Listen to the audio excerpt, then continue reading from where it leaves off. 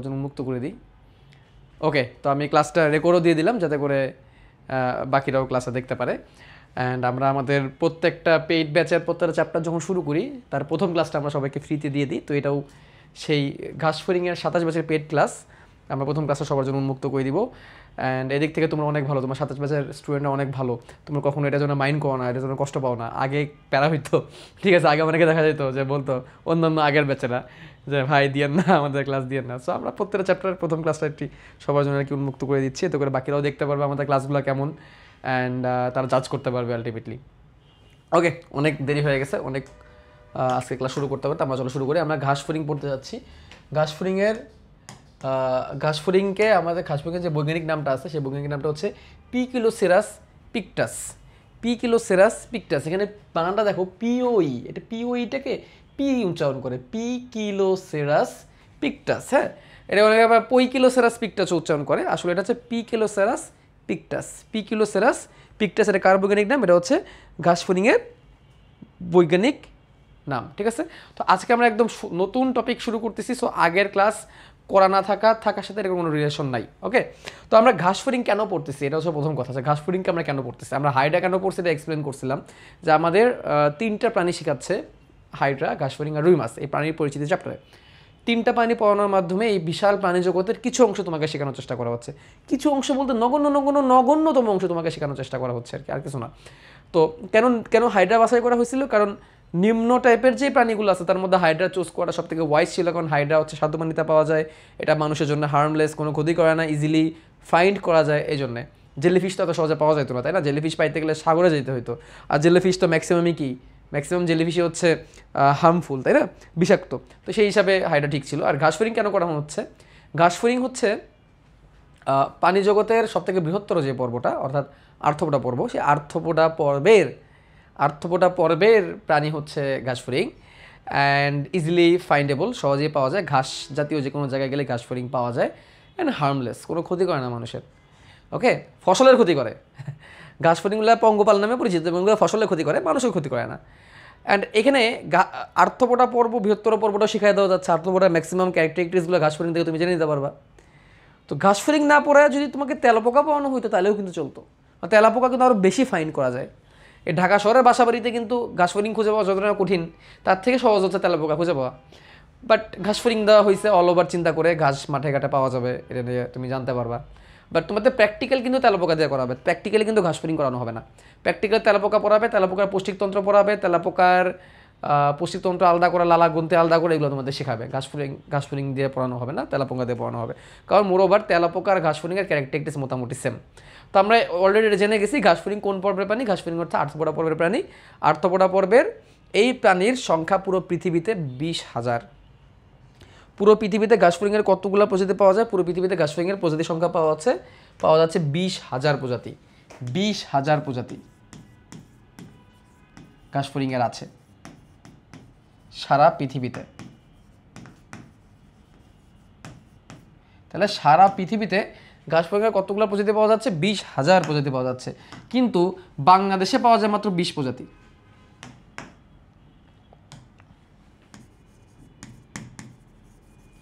বাংলাদেশে মাত্র প্রজাতি পাওয়া যায়, বাংলাদেশে মাত্র 20 প্রজাতি পাওয়া যায়। তাহলে সারা পৃথিবীতে আছে 20,000 প্রজাতি, আর সেখানে বাংলাদেশে পাওয়া যাচ্ছে মাত্র 20 প্রজাতির ঘাসফড়িং। তো এটা কিন্তু একটা এমসিকিউর জন্য খুবই গুরুত্বপূর্ণ একটা লাইন, যে বাংলাদেশে কত প্রজাতির ঘাসফড়িং পাওয়া যায়, সেটা হচ্ছে 20 প্রজাতির ঘাসফড়িং। এই 20 প্রজাতির ঘাসফড়িংয়ের মধ্যে আমরা কোনটা পড়তেছি? পিকিলোসেরাস পিকটাসটা পড়তেছি, পিকিলোসেরাস পিকটাস। ওকে, তো পেরিপ্ল্যানেটা আমেরিকানা নামক তেলাপোকা পড়াইলেও কিন্তু চলতো। যাই হোক, ঘাসফড়িং পড়াচ্ছে, আমাদের পড়তে হবে। তো অ্যাগেইন তোমাদের এই ঘাসফড়িংয়ের যে বৈজ্ঞানিক নামটা আছে সেটা অবশ্যই তোমরা শিখে নিবা, ঠিক আছে? বৈজ্ঞানিক নামটা কি? পিওই কিলো সেরাস CERUS পিকটাস, PICTUS। যেহেতু আমি হাতে লিখছি তাহলে অবশ্যই আমাকে আন্ডারলাইন করতে হবে। হয়তো লেখা বোঝা যাচ্ছে না, আমি এটাকে অন্য কালার করে দিই, তাহলে ভালো করে বোঝা যাবে। পিকিলোসেরাস পিকটাস, আসলে এখানে কোনো কালারই মানাচ্ছে না।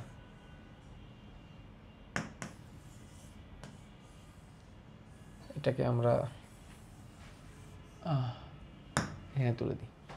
ওকে, তাহলে চলো আমরা ঘাসফড়িংয়ে সময় নষ্ট না করে ঘাসফড়িংয়ের যেই তার ক্লাসিফিকেশন, সেই ক্লাসিফিকেশনের দিকে আমরা খুব দ্রুত চলে যাবো, কারণ ক্লাসিফিকেশন শেখাটা গুরুত্বপূর্ণ, ক্লাসিফিকেশন সৃজনশীল পরীক্ষায় আসে। তো ক্লাসিফিকেশন লেখার ক্ষেত্রে আমরা কী করি, ক্লাসিফিকেশন লেখার ক্ষেত্রে আমরা এই রুলসগুলো ফলো করি। আমাদের ক্লাসিফিকেশনের জন্য মিনিমাম কী কী দরকার পড়ে, kingdom, phylum, class, order, family, genus, species. এই করে জিনিস আমাদের জানলেই চলে আমাদের যে কোনো শ্রেণীবিন্যাস করার ক্ষেত্রে। অনেক সময় সাব ক্লাস দেওয়া থাকে, অনেক সময় ক্লাসের নিচে কী দেওয়া থাকে, সাব ক্লাস দেওয়া থাকে, অনেক সময় অর্ডারের নিচেও সাব অর্ডারও দেওয়া থাকে, ফাইলামের নিচে আবার সাব ফাইলাম অনেক সময় দেওয়া থাকে। তো আমরা এখানে সাব ক্লাসটাও শিখবো, ক্লাসের সাথে সাব ক্লাসটাও শিখবো। তো দেখো ঘাসফড়িংয়ের জগৎ হচ্ছে অ্যানিমিলিয়া, এটা সবাই জানে, এটার জন্য আমি আগে থেকে লিখে রাখছি। ঘাসফড়িংয়ের জগৎ হচ্ছে অ্যানিমিলিয়া। ঘাসফড়িংয়ের পর্ব আর্থ্রোপোডা, এটাও তোমাদেরকে আমি একটু আগে বলছি। ঘাসফড়িংয়ের পর্ব কি আর্থ্রোপোডা পর্বের অন্তর্ভুক্ত। আর্থ্রোপোডার মধ্যে ঘাসফড়িংরা হেক্সাপোডা অন্তর্গত। হেক্সাপোডা, হেক্সাপোডা কেন বলা হয়, আমি যদি আর্থ্রোপোডার নিচে আরও একটা ব্রাঞ্চ তৈরি করি তাহলে আমরা হেক্সাপোডা অ্যাড করতে পারবো। হেক্সাপোডা, হেক্সা মানে কি 6 আর পোডা মানে কি পা, হেক্সাপোডা মানে কি 6 পা। ঘাসফড়িংয়ের 6টা পা থাকে এবং 6 পা যারা, তারা হেক্সাপোডার অন্তর্গত। তারপরে আমরা জানি জেনাসের নাম হচ্ছে পিকিলোসেরাস আর স্পিসিসের নাম হচ্ছে পিকিলোসেরাস পিকটাস। জেনাসের নাম হচ্ছে পিকিলোসেরাস আর স্পিসিসের নাম হচ্ছে পিকিলোসেরাস পিকটাস। তাহলে এইগুলো আমরা সহজেই পারবো। আমাদের প্যারা লাগবে class, order, family, class, subclass, order, family. এখন এখানে আমরা ঢুকবো। তাহলে কেন আর্থ্রোপোডা বলছি, কেন আর্থ্রোপোডা বলছি, এটা আমরা সবাই জানি, সংযুক্ত পা, সংযুক্ত উপাঙ্গ, এই জন্য আমরা আর্থ্রোপোডার মধ্যে রাখছি। আর কেন হেক্সাপোডার মধ্যে রাখছি, কারণ 6টি পা থাকে। কয়টি পা থাকে, 6টি পা থাকে। সব আর্থ্রোপোডার কিন্তু 6টা পা থাকে না। আর্থ্রোপোডার মধ্যে যদি আমি ক্লাসিফিকেশন করা শুরু করি তাহলে দেখবা কিছু কিছু আর্থ্রোপোডা আছে 8টা পা, অ্যারাকনিডার অন্তর্ভুক্ত যারা, মাকড়সা, 8টা করে পা পাবা। কিছু কিছু আর্থ্রোপোডা আছে তাদের পায়ের সংখ্যা আরও বেশি, ওদের দেহে যতগুলো খণ্ড আছে প্রত্যেকটা খণ্ডের মধ্যে একটা করে পা পাওয়া যায়, যেমন শতপদী, মিলিপিডি, সেন্ট্রোপিডি। আবার কিছু কিছু আর্থ্রোপোডা আছে তাদের পায়ের সংখ্যা আবার কম, ঠিক আছে। তাহলে সেই হিসাবে আমরা হেক্সাপোডার মধ্যে কাদেরকে রাখতেছি, যাদের পায়ের সংখ্যা কয়টা, যাদের পায়ের সংখ্যা হচ্ছে 6টা, গড়ে 6টা করে পা যাদের থাকে, তাহলে হেক্সাপোডার মধ্যে পড়বে। অ্যান্ড শ্রেণী কোনটা, ঘাসফড়িংয়ের শ্রেণীর নাম হচ্ছে ইনসেক্টা। ঘাসফড়িংয়ের শ্রেণীর নাম কি, ইনসেক্টা। এই ইনসেক্টাতে যখন আমরা আসলাম তখন অনেকগুলো এখান থেকে হারাই গেল, অনেকগুলো প্রাণী এখান থেকে হারাই গেল। কেন, ইনসেক্ট শব্দের অর্থ কি, ইনসেক্ট শব্দের অর্থ হচ্ছে পোকা বা পতঙ্গ বলতে পারি, পতঙ্গ যারা তারা ওড়ে, এটা হচ্ছে পোকা, এটা পোকার শ্রেণী। কেন এটাকে আমি ইনসেক্টার মধ্যে রাখলাম, ইনসেক্টার মধ্যে রাখার পিছনে কারণ হচ্ছে ঘাসফড়িংকে মস্তক, বক্ষ এবং উদর, মস্তক, বক্ষ এবং উদর, এই 3টা অঞ্চলে ভাগ করা যায় ঘাসফড়িংয়ের দেহকে। মস্তক, বক্ষ এবং উদর, এই 3টা খণ্ডে ভাগ করা যায়, খণ্ড না, 3টা অঞ্চলে ভাগ করা যায়। এই অঞ্চলে ভাগ করে কারণে ঘাসফড়িংকে আমরা ইনসেক্টের মধ্যে রাখতেছি। অর্থাৎ যাদেরকে মস্তক, বক্ষ, উদর 3টা অংশে আমরা ভাগ করতে পারবো, তাদেরকে আমরা কার মধ্যে রাখবো, তাদেরকে আমরা ইনসেক্টা শ্রেণীর মধ্যে রাখবো। যেমন আমরা যদি তোমাদেরকে এখন আরেকটা আর্থ্রোপোডা পর্বের প্রাণী দেখাই, যেটা ক্রাস্টেশিয়ার অন্তর্ভুক্ত, যেটা হচ্ছে আমাদের এই যে সুন্দর চিংড়িটা, ঠিক আছে, এই যে সুন্দর চিংড়ি, এই চিংড়ি কার অন্তর্ভুক্ত, ক্রাস্টেশিয়ার অন্তর্ভুক্ত, রাইট। তো এই ক্রাস্টেশিয়া পর্বের যে চিংড়ি, এই চিংড়ির কিন্তু মানে সেফালোথোরাক্স এবং অ্যাবডোমেন, এই 2টা অংশে ভাগ করা যায় দেহকে। অর্থাৎ শিরবক্ষ এবং উদর, এই 2টা অংশে ভাগ করা যায়। এতে কিন্তু দেহের কিন্তু 3টা অংশ না। তাহলে এই জন্য এটাকে আমরা ক্রাস্টেশিয়া শ্রেণীর মধ্যে রাখছি। আবার আরেকটা আছে অ্যারাকনিডা। অ্যারাকনিডার মধ্যে কি আছে, মাকড়সা। অ্যারাকনিডার মধ্যে কি আছে, মাকড়সা। মাকড়সার দেহকে কিন্তু আমরা 2টা অংশে ভাগ করতে পারি, এটা হচ্ছে প্রোসোমা, এটা হচ্ছে অপিস্থোসোমা।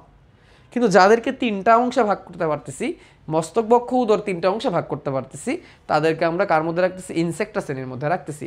এবং এই 3টা অংশ মিলে ঘাসফড়িংয়ের 20টি খণ্ডক আছে। ঘাসফড়িংয়ের ধরো 20টা খণ্ডক আছে, 3টা অংশ মিলে। ঘাসফড়িংয়ের এই 20টা অংশ মিলে তৈরি,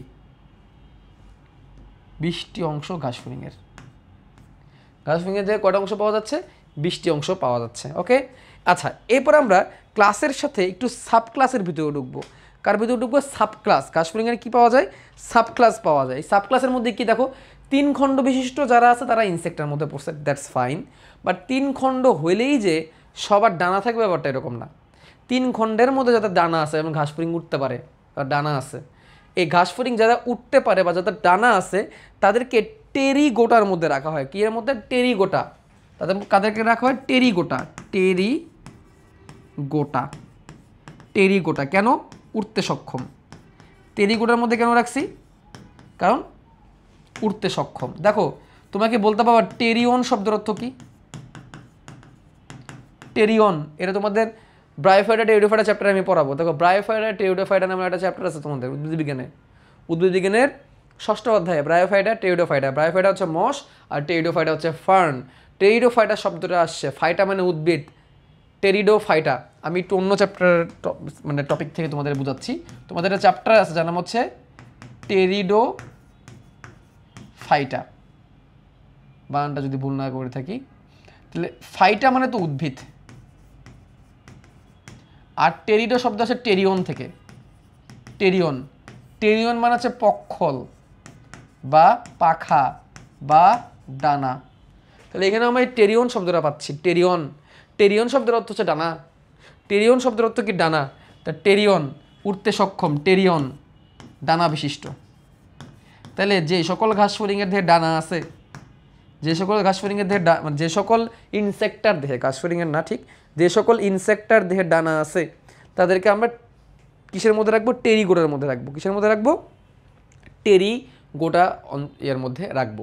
এরপর আছে অর্থপটেরা। এরপর এদের অর্ডার মানে এটা অর্ডারের নাম হচ্ছে অর্থপটেরা। অর্থপটেরা। এরপর আসতেছে কি এদের অর্ডারের নাম কি? অর্থপটেরা। অর্থপটেরা কি?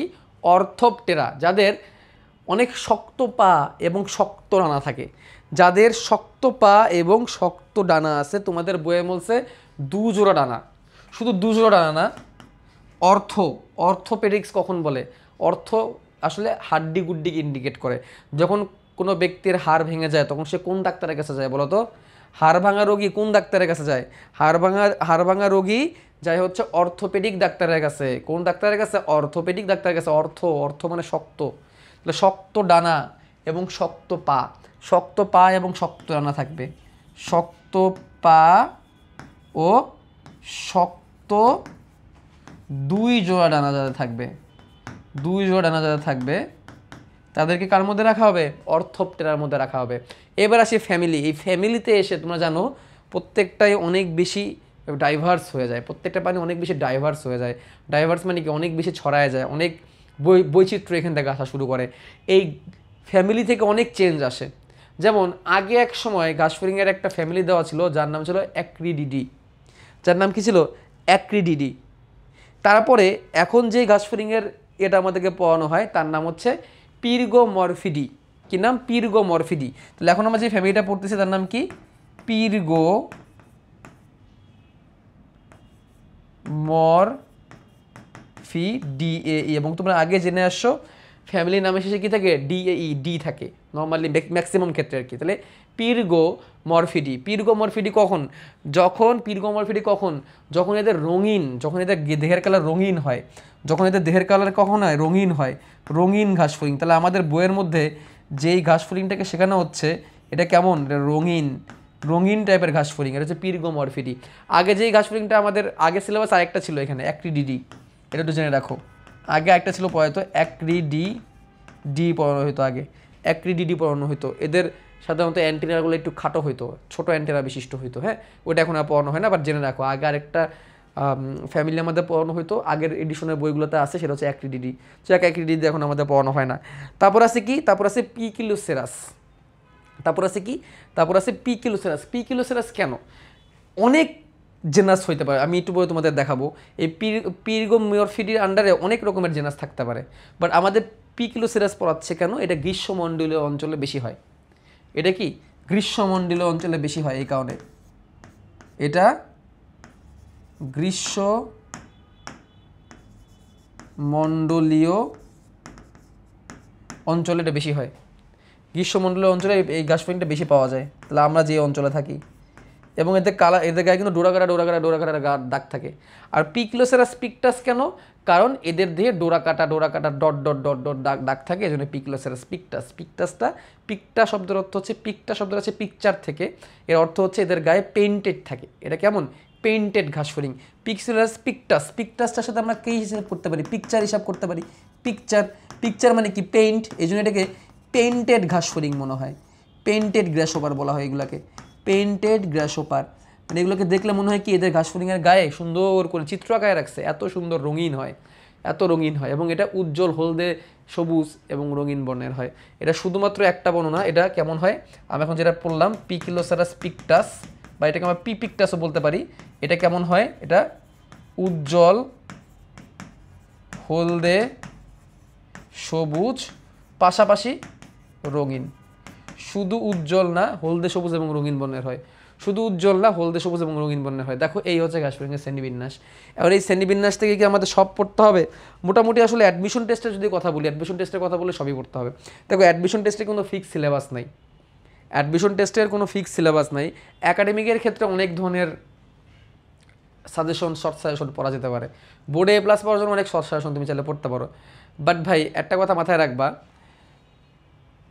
অ্যাডমিশনের কোনো সিলেবাস নেই, অ্যাডমিশন টেস্টে কোনো রুট মানে কোনো ফিক্সড কোনো সাজেশন নেই, যে কোনো জায়গা থেকে পরীক্ষা আসতে পারে, যে কোনো জায়গা থেকে অ্যাডমিশন টেস্টে কি আসতে পারে, পরীক্ষা আসতে পারে। এই জন্যে তুমি যদি অ্যাডমিশনে ভালো করতে চাও তাহলে কোনো সাজেশন মেনটেন করলে তুমি আটকায় যাবে, এই জন্য তোমার সবই জানতে হবে। আর বায়োলজির ক্ষেত্রে যারা মেডিকেল অ্যাডমিশন টেস্ট দিবা, ঢাকা ভার্সিটির অ্যাডমিশন টেস্ট দিবা, তাদের ক্ষেত্রে তো সাজেশন আরও নাই, যে কোনো জায়গা থেকে প্রশ্ন আসতে পারে। তারপরও কিছু কিছু জায়গা থেকে বেশি প্রশ্ন আসে, এগুলো তোমাকে পড়তেই হবে, ঠিক আছে ভাইয়া? এই চ্যাপ্টারে কি অনেক এক্সট্রা ইনফো আছে? হ্যাঁ, এখানে একটা ভালো কথা বলছো, অনেক রাইটারের বই আছে, Alim sir, Mazeda madam, Azibur sir, Abul Hasan স্যারেরও উদ্ভিদবিজ্ঞান বই আছে, প্রাণীবিজ্ঞান বই আছে। সো সব কি আমরা পড়বো? সব এক্সট্রা ইনফো কি গুরুত্বপূর্ণ না ভাই? সব এক্সট্রা ইনফো গুরুত্বপূর্ণ না। এই ঘাসফড়িং নিয়ে তো অনেক পিএইচডিও করে ফেলা সম্ভব, অনেক স্টাডি করা সম্ভব ঘাসফড়িং নিয়ে। তোমাদের কি সবটা দরকার? তোমাদের সবটা দরকার না, তোমাদের দরকার যতটুকু দরকার অতটুকু, ওইটুকু আমরা পড়াবো তোমাদেরকে, টেনশন নাই। বা পিকলোসাস পিকটাস নাকি আমাদের দেশে পাওয়া যায় না, ভারতে নাকি আকন্দ গাছে পাওয়া যায়। হ্যাঁ, এই যে তুমি যে কথাটা বলছো, এখানে থেকে উল্লেখ আছে গ্রীষ্মমণ্ডলীয় অঞ্চলে, এবং এইখানে যে পিকলোসেরাস পিকটাসের কথাটা উল্লেখ হয়েছে না ভাই, আমি যদি অনেস্টলি বলি, এই পিকলোসেরাস পিকটাসটা আমিও এত বেশি আমার চোখে সেভাবে করে পড়ে না। এত রঙিন ঘাসফড়িং, এত রঙিন ঘাসফড়িং আমার চোখে কিন্তু পড়ে না। আমার চোখে যে ঘাসফড়িংগুলো পড়ছে এগুলো হচ্ছে সবুজ কালারের, আর কিছু কোথাও আছে গ্রে কালারের ঘাসফড়িং আছে, ওইগুলো আমার চোখে বেশি পড়ছে, এটা আমার চোখেও পড়ে না। সো তুমি যে ইনফরমেশনটা বলে, এটা হয়তো আমাদের দেশে পাওয়া যায় না, এটা ইন্ডিয়ান কোনো একটা ভেরিয়েন্ট হইতে পারে, এটা হইতে পারে, আমার ঠিক এক্স্যাক্টলি জানা নেই। বাট আমি এরকম ঘাসফড়িং খুব কম দেখছি। আমি কোন ঘাসফড়িং দেখছি রেগুলার, সেটা আমি তোমাদেরকে দেখাবো নি একটু পরে। আমি আমার কাছে স্পেসিমেন থেকে দেখাবো নি, আমার কাছে আস্তে আস্তে ঘাসফড়িং দেখাবো তোমাদেরকে। বাট আসলে এই ঘাসফড়িংটা আমি আসলে নিজেও ওইভাবে করে কখনো দেখিনি। হইতে পারে তোমার কথা ইনফরমেশন রাইট হইতে পারে। আর জিনিস এক্সট্রা ইনফো ততটুকুই লাগবে যতটুকু আসলে পরীক্ষায় আসে, ওটুকু আমি তোমাদেরকে দিয়ে দিব। সব চ্যাপ্টারে এক্সট্রা ইনফো পড়তে নাই, যেমন এই সব চ্যাপ্টার হাইড্রা ঘাসফড়িং, রুই মাছ, এগুলো থেকে এক্সট্রা ইনফো অত বেশি লাগে না, যেটুকু লাগে আমি এটুকু দিয়ে দিব, টেনশনের কিছু নেই, ঠিক আছে? আবার একে প্রশ্ন করতে হবে হাইড্রা না পেলে কি এটা পারা যাবে? অবশ্যই যাবে, হাইড্রার সাথে এটা কোনো সম্পর্কই নেই। তাহলে আসো আমরা দেখি ঘাসফড়িং আর্থ্রোপোডা পড়বে, ইনসেক্টাসিন, এগুলো কিছু দরকার নাই। ঘাস ও লতা পাতায় থাকে, ঘাসফড়িংকে পঙ্গপাল বলা হয়। ঘাসফড়িংয়ের পির্গোমরফিডি, আগে এটা অ্যাক্টিডি ছিল, যেটা লেখা আছে এটি তো দাগো, যে ঘাসফড়িং পিকলাস পিকটাস নামকরণ করা হয়েছে পির্গোমরফিডি, আগে যেটা অ্যাক্টিডি ছিল, ঠিক আছে? এই শ্রেণীবিন্যাস ব্যবহার গৃহীত হলে বাংলাদেশের বইগুলোতে এর অন্তর্ভুক্ত হবে আশা করি। আচ্ছা, পৃথিবীব্যাপী 20,000 প্রজাতির ঘাসফড়িং পাওয়া যাচ্ছে, তার মধ্যে বাংলাদেশে পর্যন্ত 20 প্রজাতির ঘাসফড়িং, এটা একটু পড়বা। এরপরে দেখো বাংলাদেশে যেসব ঘাসফড়িং পাওয়া যায়, বাংলাদেশের ঘাসফড়িং পাওয়া যায়, এর মধ্যে পিকলোসেরাস পিকটাসের নাম কিন্তু লেখা আছে, তার মানে বাংলাদেশে পাওয়া যায়। তো এই 20টা প্রজাতি, এখন তুমি কি এই 20টা প্রজাতি শিখবা? না, ভুলেও এগুলো মুখস্থ করতে যাও না, ঠিক আছে? ভুলে এগুলো মুখস্থ করতে যাও না। আমি আমার বইয়ে এক্সট্রা ইনফো দিয়ে দিছি যতগুলো দরকার, এবং সাইকেল 3 এর বইয়ে তো এক্সট্রা ইনফো আরও বাড়াই দিব, বাট আমার বইয়ে যেগুলো আছে এগুলো পড়লেই এনাফ ইনশাল্লাহ, ঠিক আছে? আসো, ঘাসফড়িংয়ে কেন ইনসেক্টটা বা পতঙ্গ শ্রেণীর অন্তর্ভুক্ত, এটা আমরা এখনই পড়বো না, এটা আমরা পরে পড়বো, এটা আমরা পরে পড়বো, এটা আমরা এখনই পড়বো না, ঠিক আছে? এটা পরে, মানে এসব কথাবার্তা পরে আসবে আস্তে আস্তে। পুরো চ্যাপ্টার শেষ হওয়ার পরে আমরা এখানে আবার আসবো, এসে দেখবো যে এই বৈশিষ্ট্যগুলো মিলি কিনা ঘাসফড়িংয়ের ক্ষেত্রে। ঘাসফড়িংয়ের দেহ কী দিয়ে তৈরি, মস্তকের কটা অংশ, চোখ পাওয়া যায়, অ্যান্টেনা পাওয়া যায়, কথাগুলো আমরা লাস্টে দিয়ে এসে দেখবো, মিলাবো, ঠিক আছে? ওকে, এই দেখো একটা লিস্ট দিছে এখানে, দেখো অ্যাক্রিডা এক্সালেটা, এই ঘাসফড়িংটা আমি দেখি নাই। এই ঘাসফড়িংটা সচরাচর অনেক বেশি দেখা যায়, আমি দেখছি। এই ঘাসফড়িংটা সচরাচর অনেক বেশি দেখা যায়, আমি দেখছি। এটা আমি বলতে পারতেছি না, এটাও আমি দেখছি, এটাও আমি দেখছি। তারপর দেখো বেশিরভাগ ক্ষেত্রে এই ঘাসফড়িংগুলো বেশি পাওয়া যায়, আমি দেখছি। এই ঘাসফড়িংগুলো আমি অনেক কমনলি দেখছি, এটাও আমি দেখছি। এই যে দেখো এটা কিন্তু দেখছে টিলোফিলিডা, এটা আমিও দেখি না সেভাবে করে। এটা কীরকম জানি পিঙ্ক বা মানে অনেকটা পার্পেল টাইপের গেলো, আমি নিজেও এটা অত বেশি ভালো করে দেখিনি। সো এগুলো কি তোমাদের লাগবে না? এগুলো লাগবে না, এগুলো ভুলেও কেউ কষ্ট করে মুখস্থ করতে যাও না। এত কষ্ট করার দরকার নেই, জীবনে অনেক কষ্ট, এত কষ্ট বানানোর দরকার নেই, ঠিক আছে? জীবনে এই নিয়ে অনেক কষ্ট, এই কষ্ট তোমাদের না করলেও চলবে। আচ্ছা, তারপরে এবার আমরা এই যে এখানে দেখলাম, এই যে দেখো এটাও হয় না আসলে, এটা পিকুলোসারাস পিকটাসের অ্যাকচুয়াল ছবি না। তাহলে kingdom, phylum, class, sub class, family, ward, genus, species. এখন তোমরা একজন বলছিলা, কমেন্ট করছিলা ভাই সাব ক্লাসটা বুঝে না, টেরিগোটা। টেরিগোটা শব্দটা হচ্ছে টেরিয়ন, টেরিয়ন মানে ডানা, ডানা বিশিষ্ট। দেখো ইনসেক্টটা কেন বলছি, আমি একটু আবার আসি, ইনসেক্টটা কেন বলছি, যে সকল আর্থ্রোপোডা পর্বের প্রাণীদের মস্তক, বক্ষ, উদরে তিনটা অংশে ভাগ করা যায়। দেহকে তিনটা অংশে ভাগ করা যায়, মস্তক, বক্ষ এবং উদর, ঠিক আছে? এইটাকে বলা হয় হচ্ছে ইনসেক্টা, এটা হচ্ছে ইনসেক্টা, ওকে? আর তাদের মধ্যে সবারই যে তোমার ডানা থাকবে ব্যাপারটা এরকম না, যাদের ডানা আছে তাদেরকে বলা হয় টেরিগোটা, কারণ টেরিয়ন মানে ডানা। এখন বুঝছো কথাটা? আমি কোনটা দেখছি সেটাই তো বুঝতে পারতেছি না। আচ্ছা, সাইকেলের বইয়ের এমসিকিউ করলে কি এইসিসিতে ভালো করে? তোমার এইসিসি না, তোমার অ্যাডমিশনও হয়ে যাবে ইনশাল্লাহ। এক একটা চ্যাপ্টারে গড়ে 500 করে এমসিকিউ দেওয়া গড়ে, তো এর বাইরে লাগে নাকি কিছু? ওকে, গেল। এবার আসো আমরা স্লাইডে যাই, আসো। এখন এই জিনিসগুলো আমি এখানে লিখে দিছি, এগুলো তোমার বই থেকে দাগায় নিবা, এগুলো এত বেশি কষ্ট করে মুখস্থ করার দরকার নেই, এবং দেখো বেশিরভাগই তুমি পারো। গাছফড়িং হচ্ছে দ্বিপার্শ্বীয় প্রতিসম, এটা আমরা আগেই পড়ে আসছি। গাছফড়িং দ্বিপার্শ্বীয় প্রতিসম, এটা আমরা আগেই পড়ে আসছি। কোথায় পড়ে আসি? আর্থ্রোপোডা পর্বের মধ্যে পড়ে আসছি। এরা তৃণভূমি বন জঙ্গলে থাকে, স্বাভাবিক। ঢাকায় যারা থাকো মাঠে ঘাটে যাওয়া, বা ঢাকার বাইরে যারা থাকো মাঠে ঘাটে যাবো, মাঠে ঘাটে গেলে প্রচুর ঘাসফড়িং পাবা, একটু যেখানে একটু ঘাসগুলো একটু বড় বড় এখানে গেলেই পাবা। আর ঘাসফড়িংয়ের চেনার একটা ওয়ে আছে, ঘাসফড়িং কোথায় আছে তুমি কেমনে বুঝবা? আমি তোমাদের একটা টেকনিক দেখাই, ঘাসফড়িং যেখানে আছে এটা বোঝার টেকনিক।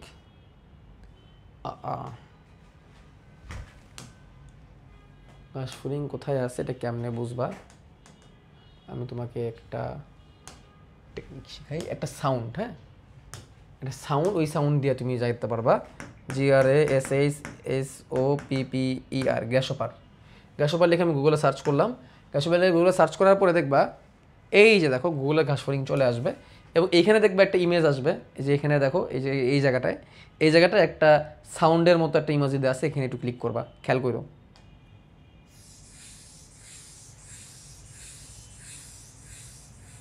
এরকম সাউন্ড, ঠিক এরকম। এটা তো একটা ঘাসফড়িংয়ের ক্ষেত্রে, এরকম অনেকগুলো ঘাসফড়িংয়ের সাউন্ড একসাথে হয়। আমি একটু মাইকটা এখানে রেখে তোমাদের শোনাচ্ছি। অনেকগুলো ঘাসফড়িং যখন এরকম সাউন্ড করে তখন সাউন্ডটা একটু ঘন শোনা যায়। তুমি আবার একটু শোনো সাউন্ডটা, এটা তুমি গুগলে যে সার্চ করলেই করবা, ঘাসফড়িং থেকে সার্চ করবা, তারপর দেখবে এরকম একটা মাইকের ছবি আসবে।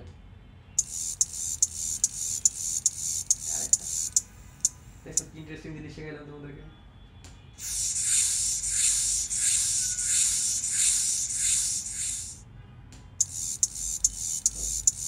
ধান খেতে প্রচুর পাওয়া যায়, ধান ক্ষেত, গম ক্ষেত, কত রকমের সাউন্ড, মজা না? দারুণ জিনিস না এটা?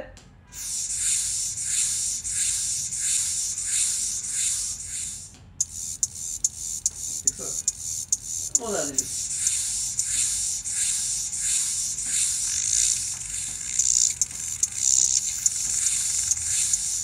এরকম সাউন্ড হয়, কাছে গেলে এরকম সাউন্ড পাওয়া তুমি। একসাথে সবগুলো অনেকবার প্রেস করে দেখো, এরকম সাউন্ড পাওয়া যায়। তুমি বুঝবা তাহলে মানে এর আশেপাশে ঘাসফড়িং ভালো লেভেলের আছে, হ্যাঁ? তো ঘাসফড়িং যে অলওয়েজ সবুজ হবে ওটা এরকম না, সবুজ ছাড়াও হয় ওই যে ব্রাউন কালারের ঘাসফড়িংও থাকতে পারে, ঠিক আছে? ব্রাউন টাইপের কালারের ঘাসফড়িংও থাকতে পারে, ওইটাকে দেখাবো অনেক অন্য কোনো পোকা ভেবে ফেলো, ওটা আসলে ঘাসফড়িং, হ্যাঁ? বুঝতে পারলাম। তাহলে ঘাসফড়িংয়ে অনেক রকমের কালার হতে পারে, যেমন এখানে একটা ঘাসফড়িং দেখা যাচ্ছে খোলস মোচন করতেছে, ঠিক আছে? এখানে একটা ঘাসফড়িং দেখছো খোলস মোচন করতেছে। ঘাসফড়িং এই ইন্টারেস্টিং কাজও করে, খোলস মোচন করে। খোলস মোচন মানে কি?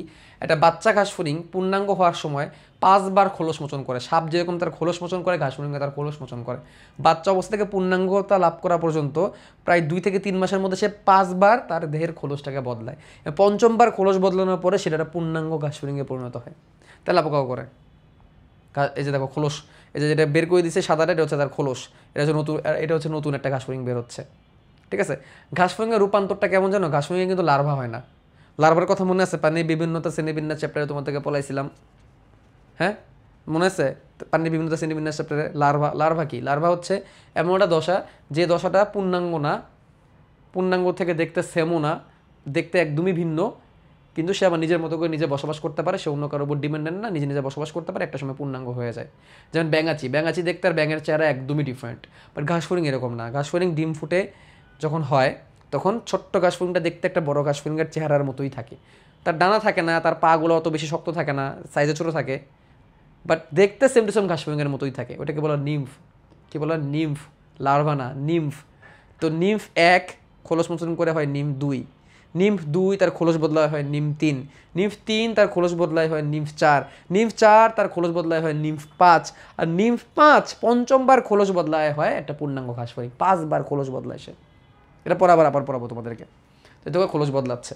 তো সে তৃণভূমিতে থাকবে, বন জঙ্গলে থাকবে, সে শাকাশি এবং তৃণভোজী। আমাদের হাইডা কেমন ছিল বলো? আমাদের হাইডা কেমন ছিল? আমার হাইডা কি শাকাশি ছিল বলো? আমাদের হাইডা মাংসাশী ছিল, কার্নিভোরাস না। Carnivorous, right, carnivorous. হার্বিভোরাস হচ্ছে এটা। হার্বিভোরাস মানে হচ্ছে শাকাশি, আর কার্নিভোরাস মানে হচ্ছে কী বলে বাংলায় ওইটাকে।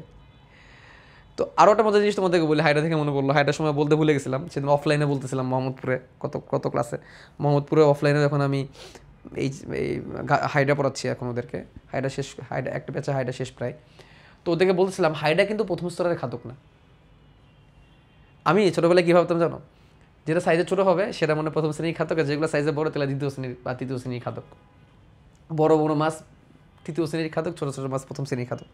তখন ওই সময় ভালো কনসেপ্ট ছিল না, তো ওই জন্য কীরকম ভাবতাম। পরে আমি জানলাম যে না, যারা শাকসবজি খায়, যারা তৃণভোজী, তারা প্রথম স্তরই।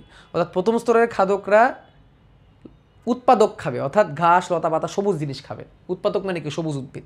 উৎপাদকরা যে খায় সে হচ্ছে প্রথম শ্রেণী, আর প্রথম শ্রেণীর যে খায় সে দ্বিতীয় শ্রেণী, দ্বিতীয় শ্রেণীর যে খায় সে তৃতীয় শ্রেণী বা তার থেকে বড় শ্রেণী। তাহলে এখানে খেয়াল করো, এ কিন্তু প্রথম শ্রেণীর খাদক। এই কনসেপ্ট থেকে আমরা কি জানলাম? এই কনসেপ্ট থেকে আমরা এটা জানলাম, ঘাস ফড়িং কোন শ্রেণীর খাদক? ঘাস ফড়িং কোন শ্রেণীর খাদক বলো? ঘাস ফড়িং প্রথম শ্রেণীর খাদক। ঘাস ফড়িং প্রথম শ্রেণীর খাদক, সে সরাসরি ঘাস খাচ্ছে, সে মাংসাশী না। তো হাইডা কোন শ্রেণীর খাদক? হাইডা কি প্রথম শ্রেণীর? কি ইন্টারেস্টিং না? ঘাস ফড়িং কই আর হাইডা কই? হাইডা কত ছোট? হাইডা দ্বিতীয় স্তরের খাদক। হাইডা দ্বিতীয় স্তরের খাদক, কারণ হাইডা যাদেরকে খায় তারা আবার পানিতে ভাসমান সবুজ সবুজ উদ্ভিদ খায়। কারণ হাইডার প্রিয় খাবার ড্যাফনিয়া, সাইক্লপস, এরা কি খায়? এরা শাকসবজি খায়, পানিতে ভাসমান শৈবাল খায়। শৈবালও তো উদ্ভিদ, মানে মানে উৎপাদক আর কি। উদ্ভিদ তো সরাসরি বলা উচিত না, শৈবাল অনেক রকমেরই হইতে পারে। শৈবালও তোমাদেরকে পড়াবো ইনশাল্লাহ সামনে। শৈবাল এত ইন্টারেস্টিং জিনিস। শৈবাল ও ছত্রাককে বলা হয় বায়োলজির অন্যতম জঘন্য মুখস্থের চ্যাপ্টার।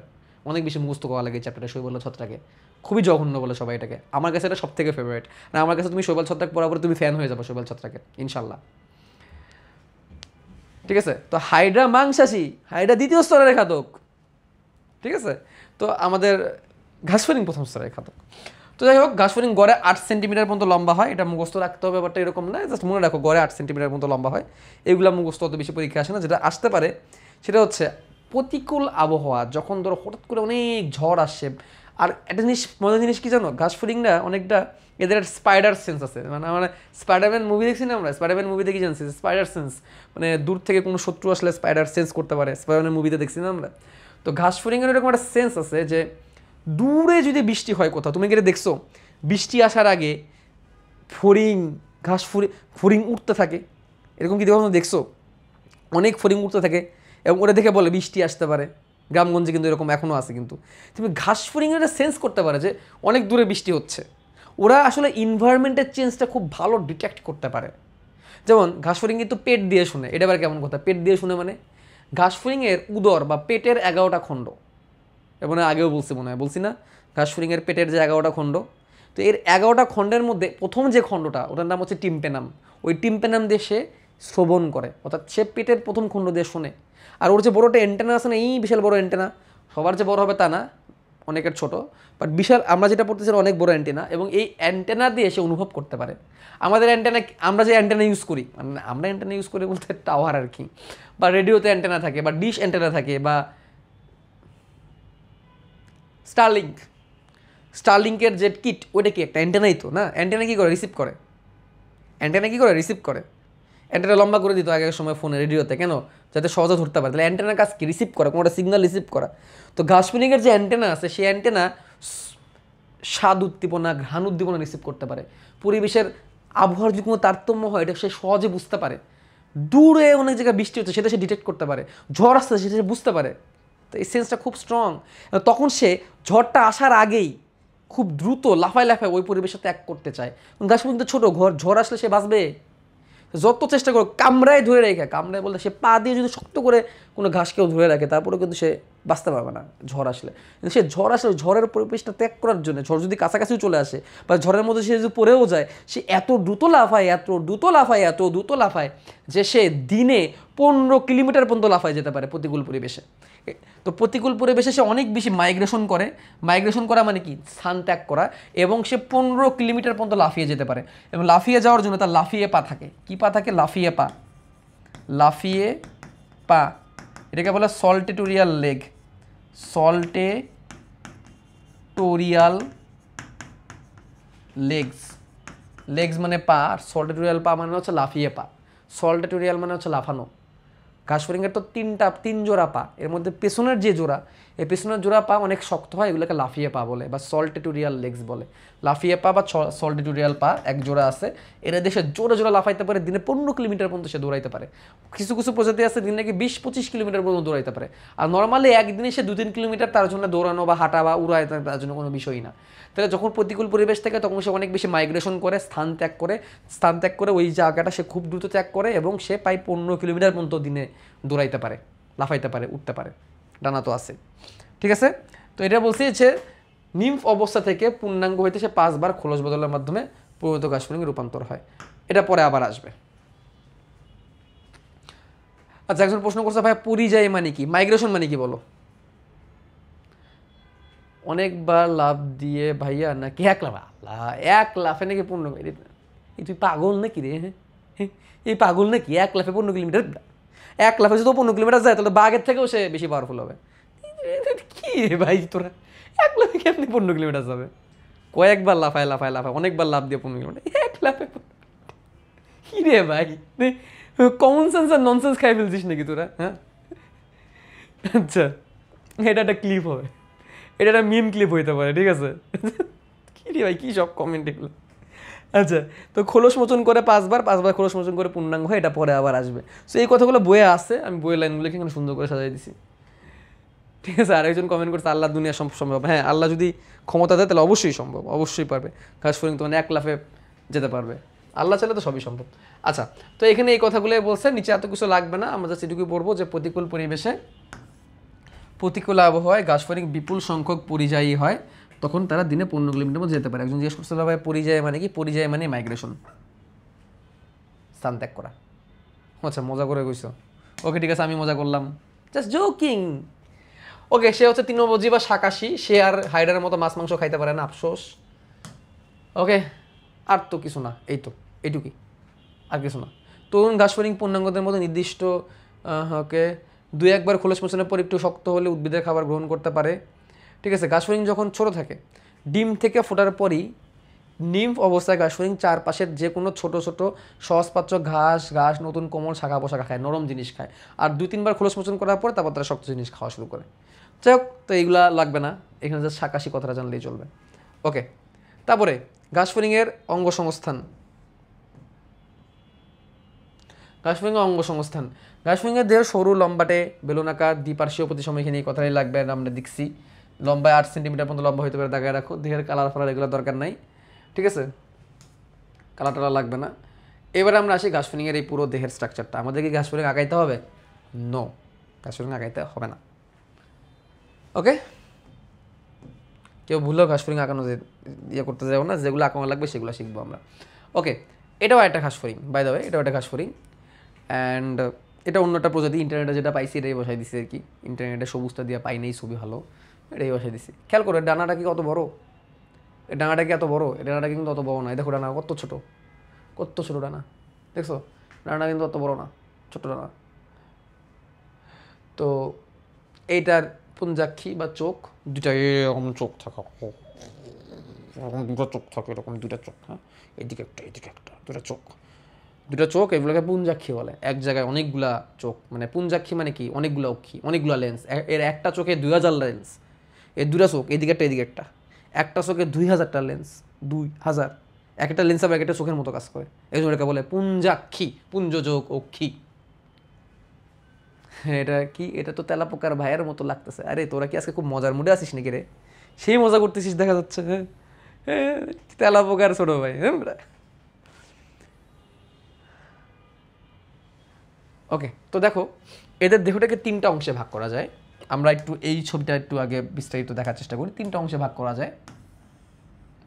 এই পর্যন্ত অংশটা হচ্ছে মস্তক, এই অংশটুকুর মধ্যে আছে বক্ষ, এবং এর পরের যে অংশটুকু আছে এই অংশটুকুর মধ্যে আছে উদর। মস্তক, বক্ষ এবং উদর। এখানে বক্ষ অঞ্চলটাকে একটু বেশি বলছে, এই তো, এর বেশি না। আমার দেখা যেটা মনে হচ্ছে 1 2 3 4 5 6 7 8 9 10 11, ঠিক আছে, আমার মার্কিংটাই ঠিক আছে। বলছে এইখানে মার্কিংয়ে ত্রুটি আছে কিন্তু একটু। মস্তক, বক্ষ, উদর, তাহলে এদের দেহকে 3টা অংশে ভাগ করা যায়। মস্তক 3টা অংশে ভাগ করা যায়। এই অংশটা হচ্ছে মস্তক, এই অংশটা হচ্ছে বক্ষ, এই অংশটা হচ্ছে উদর। এই 3টা অংশে ভাগ করা যায় এদের দেহকে, মস্তক, বক্ষ এবং উদর। তো এখানে কয়েকটা কথা আমি প্রথমে একটু বলে রাখি, ধাপে ধাপে আমরা ভিতরে যাব বইয়ের। মস্তকের 6টি ভ্রূণীয় খণ্ডক থাকে, 6টি ভ্রূণীয় খণ্ডক থাকে মস্তকের। মস্তকের কয়টা ভ্রূণীয় খণ্ডক থাকে? 6টি ভ্রূণীয় খণ্ডক থাকে। What do you mean by ভ্রূণীয় খণ্ডক? ভাই ভ্রূণীয় খণ্ডক মানে কি? দেখো, মাথাকে বাহ্যিকভাবে দেখলে তোমার মনে হবে এখানে একটাই খণ্ড। বাহ্যিকভাবে তুমি যদি মাথাকে দেখো, তোমার দেখে মনে হবে অল ওভার এখানে খণ্ড কয়টা? মাত্র একটা, রাইট, একটা। তো বাহ্যিকভাবে একটা মনে হইলো, অ্যাকচুয়ালি ঘাসফড়িং যখন ভ্রূণ অবস্থায় ছিল তখন 6টা খণ্ড একদম আলাদাভাবে সেপারেটভাবে দেখা যায়। 6টা খণ্ড আলাদা সেপারেটলি দেখা যায় যে ঘাসফড়িংয়ের 6টা খণ্ড ছিল। But day by day develop হওয়ার পরে ওই 6টা খণ্ড আলাদাভাবে চিহ্নিত করা যায় না, বাট আসলে ভ্রূণের 6টা খণ্ড ছিল। ওকে, তারপরে বক্ষ অঞ্চলে খণ্ডক 3টা, বক্ষে খণ্ডক 3টা, 3 খণ্ডক। বক্ষে খণ্ডক কয়টা? 3টা, অগ্রবক্ষ, মধ্যবক্ষ, পশ্চাৎবক্ষ। অগ্রবক্ষ, মধ্যবক্ষ, পশ্চাৎবক্ষ। একজন প্রশ্ন করছে চাই বুঝি নাই, চাই বুঝি নাই মানে? ভাইয়া সবাই বলে ফড়িংয়ের চোখ নাকি অনেকগুলো। হ্যাঁ, ওই যে বললাম 2000টা মতো চোখ থাকে, 2000 4000 চোখ থাকে। অ্যাকচুয়ালি সবগুলো চোখ মিলে একটা চোখ তৈরি হয়। আমি পরে পড়াবো, টেনশনে কিছু নাই, ঠিক আছে? ওকে, তাহলে বক্ষে খণ্ডক আছে 3টা, অগ্রবক্ষ, মধ্যবক্ষ এবং পশ্চাৎবক্ষ। আর উদরের খণ্ড আছে 11টা। উদরের খণ্ড আছে কয়টা? 11টা। উদরের খণ্ডক 11টা, 11টি খণ্ডক। তাহলে হাইডার দেহের অল ওভার খণ্ডক কয়টা? 20টা। তো অল ওভার টোটাল খণ্ডক কয়টা? 20টি খণ্ডক। তাহলে প্রশ্ন আসতে পারে কিন্তু, হাইডার খণ্ডক কয়টি? 20টি খণ্ডক। প্রশ্ন আসতে পারে এমসিকিউতে। হাইডার দেহের খণ্ডক কয়টা? 20টা। হাইডার দেহের খণ্ডক কয়টা? 20টা খণ্ডক থাকে, 20টা খণ্ডক।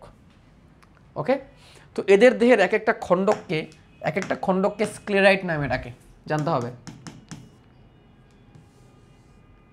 এক একটি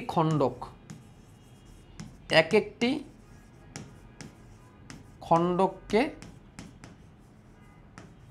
স্ক্লেরাইট বলে।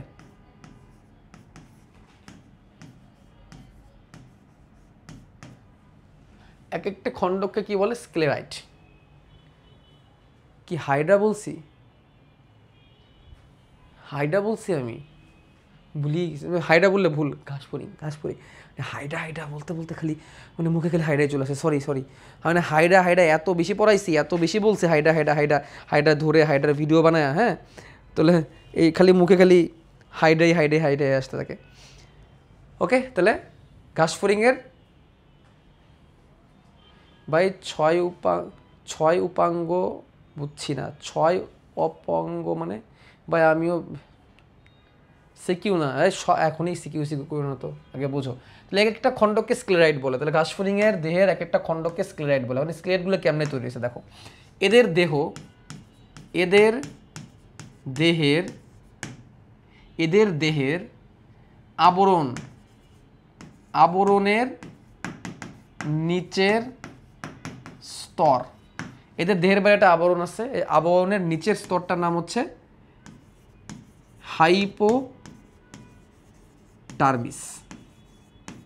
এদের যে স্কিনের নিচের স্তরটার নাম কি? হাইপোডার্মিস। কি নাম? হাইপোডার্মিস। হাইপো মানে নিচে, ডার মানে ত্বক। ত্বকের নিচ থেকে 6টি ভ্রূণীয় খণ্ডক, বুঝি নাই, আরে আল্লাহ, বললাম যে এরা যখন ভ্রূণ অবস্থায় ছিল, ছোট্ট ছিল, তোর মাথার 6টা খণ্ড বোঝা যেত। বড় হওয়ার পরে 6টা খণ্ড দেখে বোঝা যায় না, বাট অ্যাকচুয়ালি 6টা খণ্ড আছে। আমি পরে বলবো এই 6টা খণ্ড নিয়ে আলোচনা, পড়াইতে দে আমারে। তাহলে হাইপোডার্মিস দেহের ত্বকের নিচের একটা অংশ। সেই হাইপোডার্মিস থেকে কিছু পদার্থ নিঃসৃত হয়, তরল পদার্থ ক্ষরণ হয়, কিছু তরল পদার্থ ক্ষরণ হয়, ঠিক আছে? এই তরল পদার্থ 2 রকমের,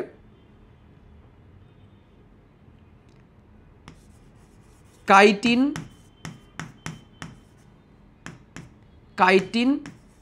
এবং কিউটিকল। কাইটিন এবং কিউটিকল কোথেকে খাওয়ানো হয়? হাইপোথার্মিস থেকে খাওয়ানো হয়। এদের দেহের স্কিন থেকে খাওয়ানো হয়, সহজ হিসাব। এদের দেহের স্কিন থেকে এটা খাওয়ানো হয়। প্রথমে স্কিনটা নরম থাকে, এই নরম স্কিন থেকে এই 2টো জিনিস খাওয়ানো হয়। তাহলে ঘাসফড়িংয়ের যখন তৈরি হয়েছিল তখন এদের নরম স্কিন ছিল, নরম স্কিন থেকে এই 2টো জিনিস তৈরি হয়েছে। তৈরি হয়ে কী কী তৈরি হলো? কিউটিকল এবং কাইটিন। কিউটিকল কী দিয়ে তৈরি? কিউটিকল তৈরি হচ্ছে কিউটিন আর সুবেরিন দিয়ে। মনে আছে তোমাদের?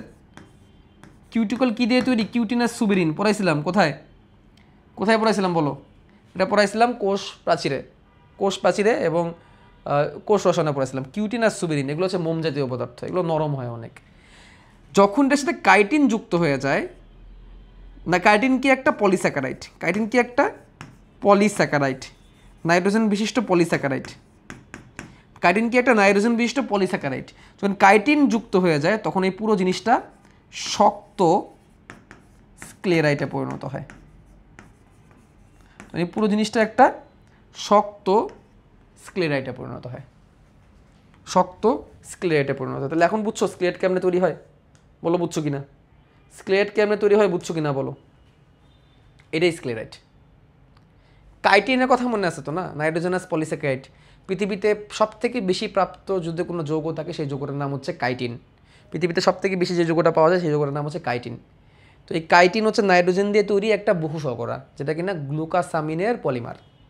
অর্থাৎ সহজ হিসাব, কাইটিন একটা জটিল শর্করা, এটা অনেক শক্ত হয়। আর কিউটিকল হচ্ছে কিউটিন সুবেরিন দিয়ে তৈরি। এটা গাছের পাতার উপরেও থাকে আবরণটা। এটা কি কত শক্ত! গাছের পাতার উপরে কিউটিকুলার আবরণ আছে। এই কিউটিকুলার আবরণটা আর কোথায় পড়ছি একটু বলো তো? এই আগের চ্যাপ্টারেই পড়ছি, বলো তো কোথায় পড়ছি? বলো, আগের চ্যাপ্টারেই পড়ছি কিউটিকলটা, কোথায় পড়ছি? কিউটিকলটা আগেই চ্যাপ্টারে পড়ছি হাইডার দেহের বাইরের আবরণে। হাইডার দেহের অ্যাপিডার্মিসের বাইরের আবরণে কিউটিকুলার আবরণটা থাকে। তাহলে এই কিউটিকলটা কী দিয়ে তৈরি? কিউটিন আর সুবেরিন জাতীয় মোম জাতীয় পদার্থ দিয়ে তৈরি, যেটা অনেক নরম। ওটাকে আরও শক্ত বানানোর জন্য ওটার সাথে যুক্ত হয় কাইটিন। তাহলে এই কিউটিকল আর কাইটিন কোত্থেকে খাওয়ানো হয়? হাইডার দেহের ত্বক থেকে খাওয়ানো হয়, হাইপোডার্মিস থেকে খাওয়ানো হয়। তাহলে হাইডা না, বারবার হাইডা বলে ফেলতেছি, ঘাসফড়িং যখন প্রথমে তৈরি হয়, জন্ম হয়, তখন তার দেহটা অনেক নরম থাকে। আমি ভালো করে বলে আবার শুনো। ঘাসফড়িং যখন তৈরি হয় তখন অনেক নরম হয় তার দেহ। ওই নরম দেহ থেকে, নরম দেহের ত্বকটাকে বলা হয় হাইপোডার্মিস। হাইপো মানে নিচে, ডার্মিস মানে ত্বক। তাহলে ত্বকের নিচের অংশ, ত্বকের তো কটা লেয়ার থাকে, আমাদের নিচের অংশটা, ঠিক আছে? আমাদের স্কিনে কিন্তু কটা লেয়ার আছে। অ্যাপিডার্মিস হচ্ছে বাইরের অংশ, হাইপোডার্মিস হচ্ছে নিচের অংশ। ত্বকের বাইরের অংশ হচ্ছে বা উপরের অংশ অ্যাপিডার্মিস, আর নিচের অংশ হাইপোডার্মিস। নিচের অংশ থেকে কিছু রাসায়নিক পদার্থ ক্ষরণ হবে, কিছু তরল পদার্থ ক্ষরণ হবে। যে তরল পদার্থগুলো কী কী? কাইটিন আর কিউটিকল। কাইটিন কি? কাইটিন হচ্ছে নাইট্রোজেন ঘটিত পলিস্যাকারাইড। আর কিউটিকল কি? কিছু মোম জাতীয় পদার্থ। এই কাইটিন আর কিউটিকল মিলে শক্ত হয়ে হবে স্ক্লেরাইট।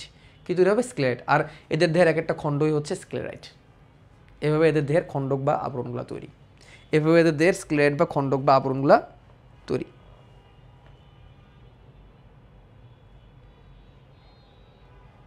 ঠিক আছে? স্ক্লেরাইট নামক আবরণ দিয়ে এরা ঘেরা।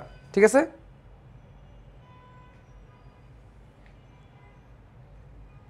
তাহলে তো এদের দেহের প্রত্যেকটা খণ্ডককে স্ক্লেরাইট বলে, এই কথাটা আসলে হচ্ছে না। স্ক্লেরাইট না বলে এদের দেহের প্রত্যেকটা খণ্ডককে স্ক্লেরাইট বলে না, স্ক্লেরাইট দিয়ে আবৃত, এটা রাখো, স্ক্লেরাইট দিয়ে আবৃত। এখন ঠিক আছে কথাটা, আগের কথাটা গ্রামাটিক্যালি রং ছিল।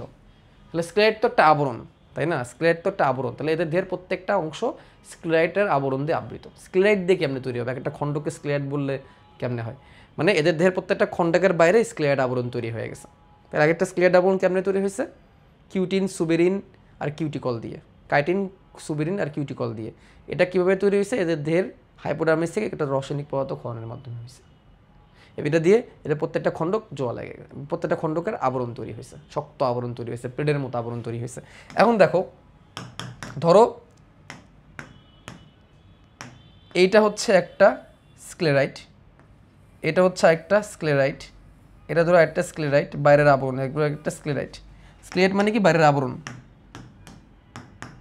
দেহ খণ্ডকের বাইরের আবরণ, স্ক্লেরাইট। আর এই স্ক্লেরাইটগুলোকে তোমার কানেক্ট করতে হবে, তাই না? এই স্ক্লেরাইটগুলোকে কানেক্ট করার জন্যে ব্যবহার হয় কিছু যোজক বা একটা লিঙ্কার, কানেক্টর বলতে পারো। এগুলোর নাম হচ্ছে সুচার। কী নাম এগুলোর? সুচার। এটার নাম কি? সুচার। সুচার, সুচার, সুচার দিয়ে স্ক্লেরাইটগুলো কানেক্ট থাকে।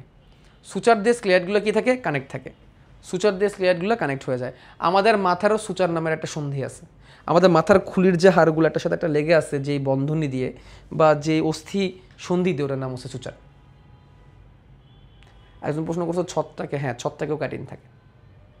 ওকে, তাহলে আমাদের দেহেও কি আছে? সুচার নামক এই সন্ধি আছে। তো এদের দেহের খণ্ডগুলো সুচার দিয়ে তৈরি।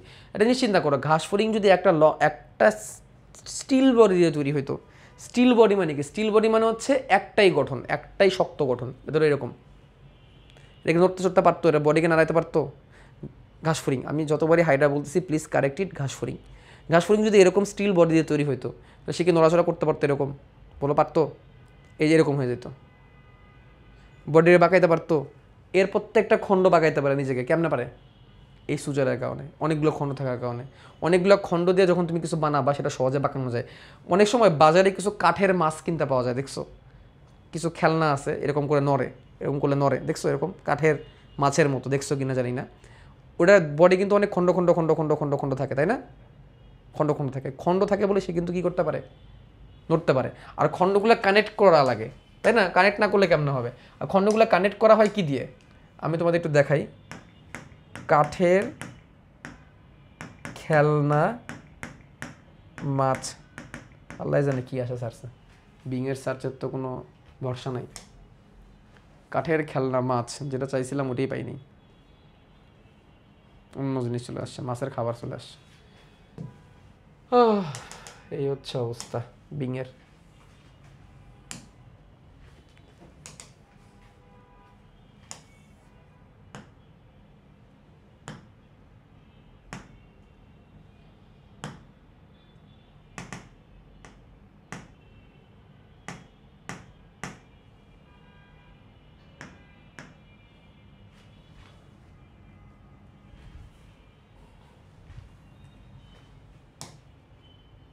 কাঠের খেলনা মাছ, এখানেও তো আসে নাই। আই থিঙ্ক তোমরা বুঝছো আমি কোনটার কথা বলতেছি। কাঠের খেলনা মাছ না দিয়ে ফিশ দিই, আল্লাহ গো, তো অন্য জিনিস চলে আইছে। কাঠের খেলনা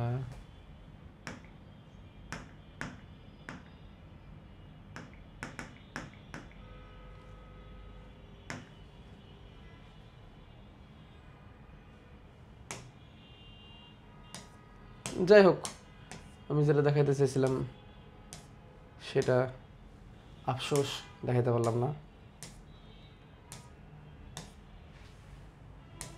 তো অনেকগুলো পাট পাট করা থাকে, নড়তে পারে। যারা বুঝছো তারা তো বুঝছোই, বাকিদেরকে দেখাইতে পারলাম না।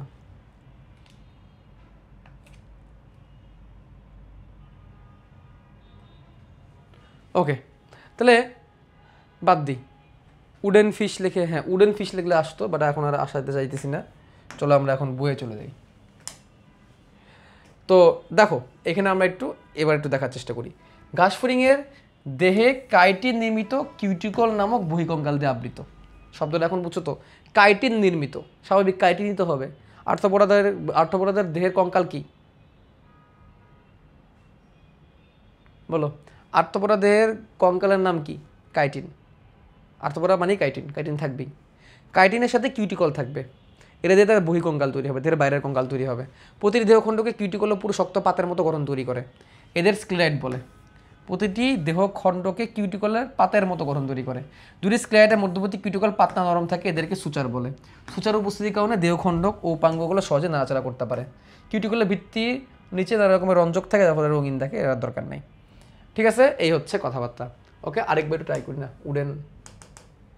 উডেন ফিশ লিখে, উডেন ফিশ টয়।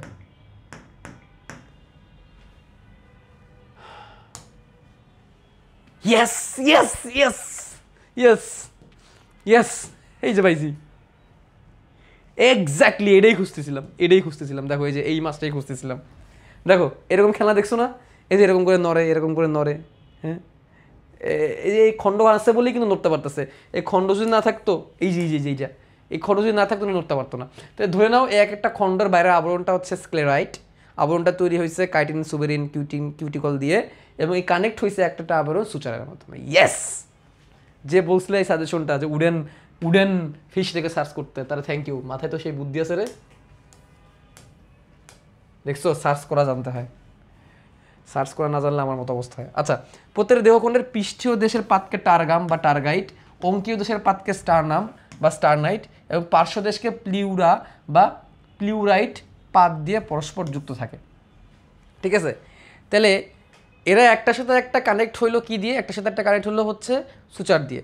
কিন্তু উপরেও কানেক্ট করতে হবে, পাশেও কানেক্ট করতে হবে, এবং নিচেও কিন্তু কানেক্ট করতে হবে। মানে ব্যাপারটা হচ্ছে এরকম, তুমি তো ভিতরে কানেক্ট করছো, তাই না? এখন তোমাকে কানেকশনটা তো এভাবেও করতে হবে, পিঠের দিকে।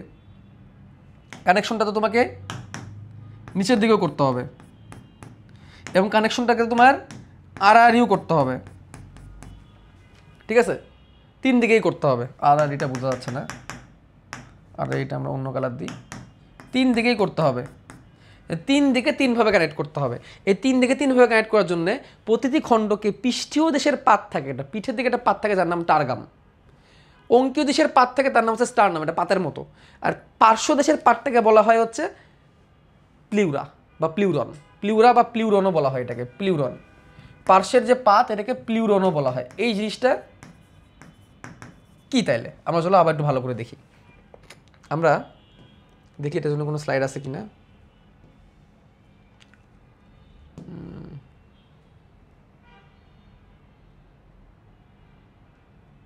ইয়েস, এই যে এই স্লাইডটা আমি খুঁজতেছিলাম। এটাকে চলো আমরা একটু উপরে তুলে দিই, এটাকে আমরা এখানে নিয়ে আসি। খেয়াল করো, নিচের দিকে যে পাতের মতো থাকে, নিচের দিকের পাতের মতোগুলো বলে স্টারনাইটস বা স্টারনাম, নিচের দিকে কানেক্ট করে। উপর দিকে যে পাতগুলো দিয়ে কানেক্ট হয় এগুলোর নাম হচ্ছে টারগাইট বা টারগাম। আড়াআড়ি কানেক্ট করবে, আড়াআড়ি দুই পাশকে কানেক্ট করবে, যেগুলা সামনের দিকে স্টারনাম। কেমন মনে রাখবা? আমাদের সামনের বুকের সামনের যে হাড়টা, এই হাড়টার নাম কিন্তু স্টারনাম। এই হাড়টার নাম, এই যে হাড়টা শক্ত হাড়ের নাম কিন্তু স্টারনাম, এটা মনে রাখবা। তাহলে অঙ্কীয় দিকে স্টারনাম, তাহলে অঙ্কীয় দিকে স্টারনাম, পৃষ্ঠীয় দিকে টারগাম, পৃষ্ঠীয় দিকে টারগাম, আর দুই পাশে প্লিউরন। মনে রাখবা পাশে প্লিউরন, মনে রাখবা পাশে প্লিউরন। এগুলো সব এমসিকিউর জন্য রে ভাই, এগুলো থেকে প্রচুর এমসিকিউ আসে, ভরপুর এমসিকিউ আসে। আর তারপরে এই যে একটা খণ্ড হচ্ছে স্ক্লেরাইট, আর এই যে হলুদ হলুদগুলো হচ্ছে সুচার, হলুদ হলুদগুলো হচ্ছে সুচার। দেখা আছে দেখো সুচার, সুচারগুলো দেখে নাও কেমন। হলুদ হলুদ হলুদ হলুদ কানেক্টর, এগুলো সুচার। এগুলো হচ্ছে স্ক্লেরাইট, বাইরের আবরণ হচ্ছে স্ক্লেরাইট। উপরে থাকে কি টারগাইট, আর নিচে থাকে কি স্টারনাইট। এভাবে কানেক্ট থাকে, এভাবে কি থাকে কানেক্ট থাকে। যেমন দেখো এই যে দেখো এখানে কেমনে কানেক্ট হয়েছে উপরে, একটা বড় একটা পাতের মতো। ঠিক আছে, এই হচ্ছে কথাবার্তা, এগুলোই দিছে প্রত্যেকটা দেহখণ্ডকে কীভাবে কানেক্ট হয়। ওকে, ঘাসফড়িংয়ের দেহের তিনটা অংশ থাকে, এই তিনটা অংশকে এখন আমরা বিস্তারিত জানবো। তিনটা অংশ নিয়ে আরও আলোচনা থাকবে সামনে। এই দেখো ঘাসফড়িংয়ের দেহের 3টা অংশ আছে, মস্তক, মস্তক 6টি ভ্রূণীয় খণ্ডক দিয়ে তৈরি, ভ্রূণীয় খণ্ডক দিয়ে তৈরি।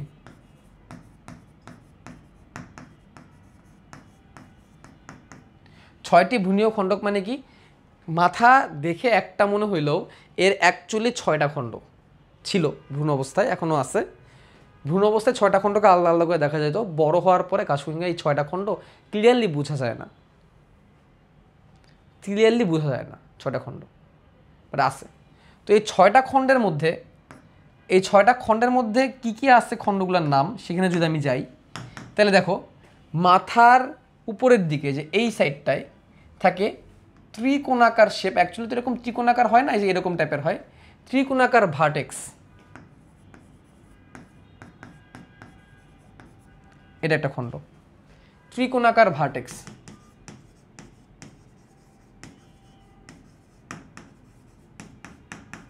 ভার্টেক্স দুই পাশে থাকে, এদের মুখের মুখের এই যে এই সাইডটা তৈরি করার জন্য যেটা আমরা দেখতেছি এখান থেকে, এটার নাম হচ্ছে জেনা, দুপাশে জেনা, দুই পাশে জেনা, ভার্টেক্স জেনা। কপালের দিকে পাতের ন্যায় আয়তাকার ফ্রন্স, এটা কপালের অংশ, চারকোনা ফ্রন্স, কপালের দিকে ফ্রন্স, এটা প্রশ্ন আসে, কপাল গঠন করে কি, ফ্রন্স, কপালের দিকে চারকোনা ফ্রন্স, কপালের দিকের অংশটার নাম কি, ফ্রন্স, কপালের দিকে চওড়া ফ্রন্স, এটা অনেক চওড়া হয়, আর ফ্রন্সের নিচে আয়তাকার ক্লাইপিয়াস, ফ্রন্সের নিচে অন্যটা কালার দেখাই, আয়তাকার ক্লাইপিয়াস, আয়তাকার ক্লাইপিয়াস, এ হচ্ছে ক্লাইপিয়াস। তাহলে এটা হচ্ছে ক্লাইপিয়াস, ক্লাইপিয়াস, আয়তাকার ক্লাইপিয়াস, এটা ফ্রন্সের নিচে, এটা ফ্রন্সের নিচে আয়তাকার,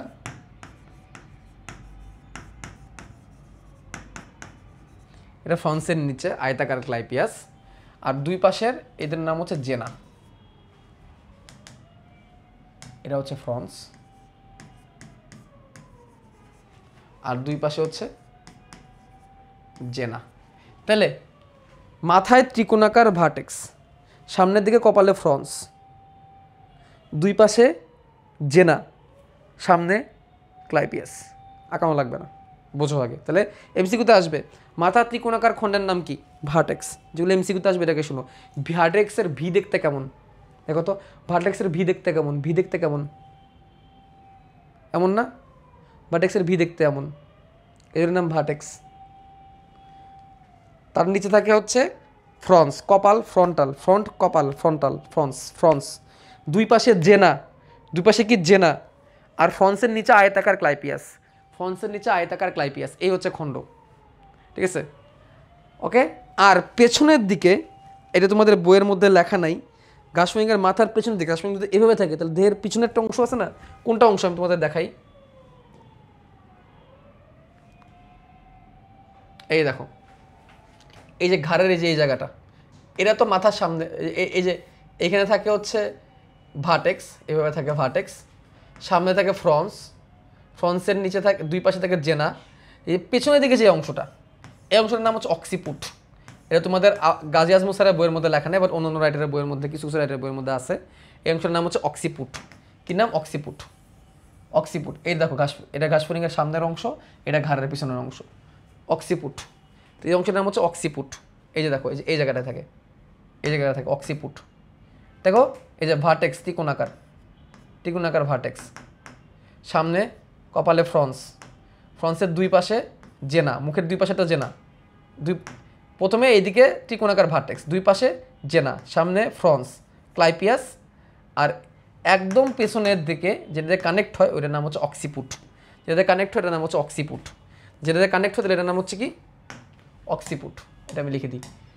6টা খণ্ড তাহলে তো মিলবে না, ভ্রূণের 6টা খণ্ড তো মিলবে না, তাহলে তুমি ভ্রূণের 6টা খণ্ড মিলাইতে পারবা, বইয়ের মধ্যে দেওয়াও নাই, খালি লিখে দিয়েছে 6টে খণ্ড, অক্সিপুট। অক্সিপুটকে ইংলিশে কেমন লেখে? পেছন দিকে থাকে অক্সিপুট, পেছন দিকে থাকে অক্সিপুট, OCCIPUT, অক্সিপুট, অক্সিপুট। তাহলে ভার্টেক্স, ফ্রন্স, জেনা, ক্লাইপিয়াস, অক্সিপুট। আরেকটা আছে দেখো, এদের উপর দিকে ঠোঁট থাকে, দেখো এই যে উপর দিকে ঠোঁট, এই যে মুখপাঙ্গ, উপর দিকে ঠোঁট, এটাকে বলা ল্যাব্রাম। উপর দিকে প্রথম ঠোঁটটার নাম হচ্ছে ল্যাব্রাম। এই ল্যাব্রামটাকে অনেকে খণ্ড বলে, ল্যাব্রামটাও লিখে রাখো তাহলে, ল্যাব্রাম। এখানে একটা কনফিউশন আছে, দেখো তুমি যদি এভাবে গোনো, ভার্টেক্স একটা খণ্ড, ফ্রন্স একটা খণ্ড, দুই পাশে দুটো জেনার চারটা খণ্ড, ক্লাইপিয়াস একটা খণ্ড, পাঁচটা, আর পিছনে অক্সিপুট একটা খণ্ড, ছটা, ছটা কিন্তু হয়ে গেছে। আবার এখানে আবার এককভাবে তুমি যদি হিসাব করো ছয়টা মিলানোর জন্য, তাহলে ল্যাব্রামটাকে অ্যাড করতে হবে। এদের ঠোঁটের মুখের প্রথম অংশটা হচ্ছে ল্যাব্রাম, এই ল্যাব্রামটাকে অ্যাড করলে ছয়টা সেপারেট খণ্ড তুমি পাবা। কারণ দুই পাশে জেনাকে যদি একটা খণ্ড তুমি ধরো, তাহলে ফ্রন্স, ভার্টেক্স, জেনা, ক্লাইপিয়াস, অক্সিপুট, ল্যাব্রাম। ল্যাব্রাম কি? উপরের ঠোঁট। ল্যাব্রাম কি? উপরের ঠোঁট। এই জিনিসগুলো এদের মাথায় আছে। হ্যাঁ, হিউম্যানের মস্তিষ্কের নামের সাথে ওরা মিল আছে অনেকটা। তো দেখো এদের মাথার অংশটা একটু খেয়াল করে দেখো তো, একটু কাত করো না সামনের দিকে, তো মুখটা একটু এরকম কাত করে না, দেখছো এরকম কাত করে না? এই কাত করা টাইপের মুখটাকে বলা হয় হাইপোগনেথাস মস্তক। কাত করা টাইপের মুখটাকে কি বলা হয়? হাইপোগনেথাস মস্তক। কি মস্তক? হাইপোগনেথাস। কি মস্তক? হাইপোগনেথাস। তাহলে এদের মস্তকটা, এদের মস্তকটা সামনের দিকে, সামনের দিকে ঝুঁকে থাকে, ঝুঁকে নিচু হয়ে থাকে, নিচু হয়ে থাকে। এই ধরনের মস্তককে বলা হয় হাইপোগনেথাস। হাইপোগনেথাস মাথা। হাইপো মানে কি? নিচে, আর ন্যাথোস মানে কি? চোয়াল। ন্যাথোস মানে কি? চোয়াল। চোয়াল সহ পুরো মুখটা এরকম নিচের দিকে থাকে। চোয়াল মানে এই পুরো মুখটাকে বোঝাইছে। চোয়াল বলতে পুরো মুখটাকে বোঝায়। ন্যাথোস মানে চোয়াল কেন? তোমাদের মনে আছে সাইক্লোস্টোমাটা, ন্যাথোস্টোমাটা? মনে করে দেখো, ভার্টিব্রাটা উপপর্বের দুইটা অধিশ্রেণী ছিল, সাইক্লোস্টোমাটা, ন্যাথোস্টোমাটা। সাইক্লো কেন বলছিলাম? মুখটা গোল তাই। আর ন্যাথো কেন বলছিলাম? মুখে চোয়াল আছে তাই। সাইক্লোস্টোমারে কি চোয়াল আছে? মিক্সিনি, পেট্রোমাইজোন, এদের কি চোয়াল ছিল? চোয়াল ছিল না। ন্যাথোস্টোমাটার প্রত্যেকের চোয়াল ছিল, যেমন কন্ডিকটিস, অ্যাক্টিওপ্টেরেজি, সার্কোপ্টেরেজি, অ্যাম্ফিবিয়া, রেপ্টিলিস, অ্যাভিস, ম্যামালি, এদের প্রত্যেকের চোয়াল ছিল। তাহলে ন্যাথোস মানেই চোয়াল, ন্যাথোস্টোমাটা মানে চোয়ালযুক্ত মুখ। ন্যাথোস্টোম্যাটা, স্টোম মানে মুখ, আর ন্যাথোস মানে চোয়াল, চোয়ালযুক্ত মুখ। সাইক্লোস্টোম্যাটা, স্টোম মানে মুখ, আর সাইক্লো মানে গোল, মানে কোনো চোয়াল নাই। তাহলে হাইপোগনেথাস মস্তক মানে কি? এদের মাথাটা একটু সামনের দিকে নিচু হয়ে থাকে, কাত হয়ে থাকে, এই জন্য এই ধরনের মস্তককে হাইপোগনেথাস মস্তক বলা হয়। কী ধরনের মস্তক বলা হয়? হাইপোগনেথাস মস্তক বলা হয়। তাহলে এখন ছয়টা ভুনীয় খণ্ডক সম্পর্কে আমরা জানলাম।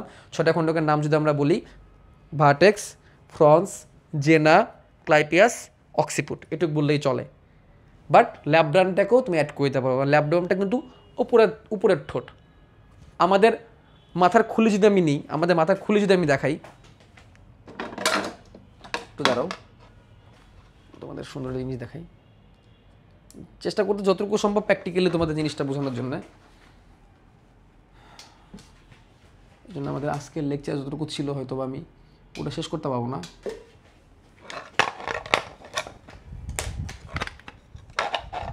এভাবে যদি আমি চিন্তা করি,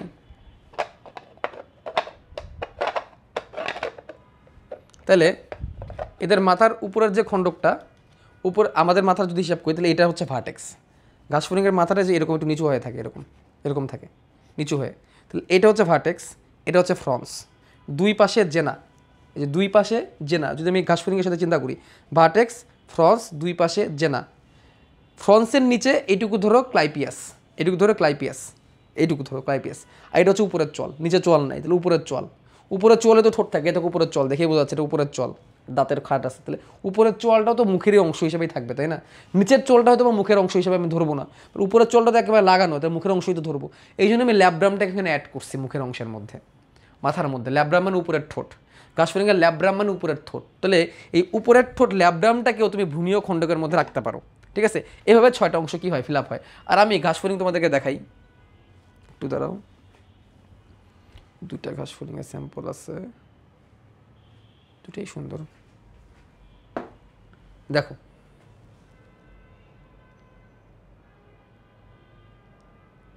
দেখছো এর মুখটা সামনের দিকে কাত করে না?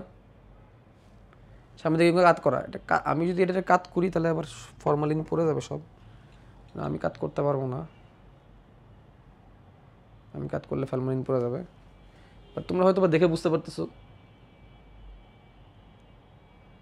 কেন হাইপোগনাথিস বলছে।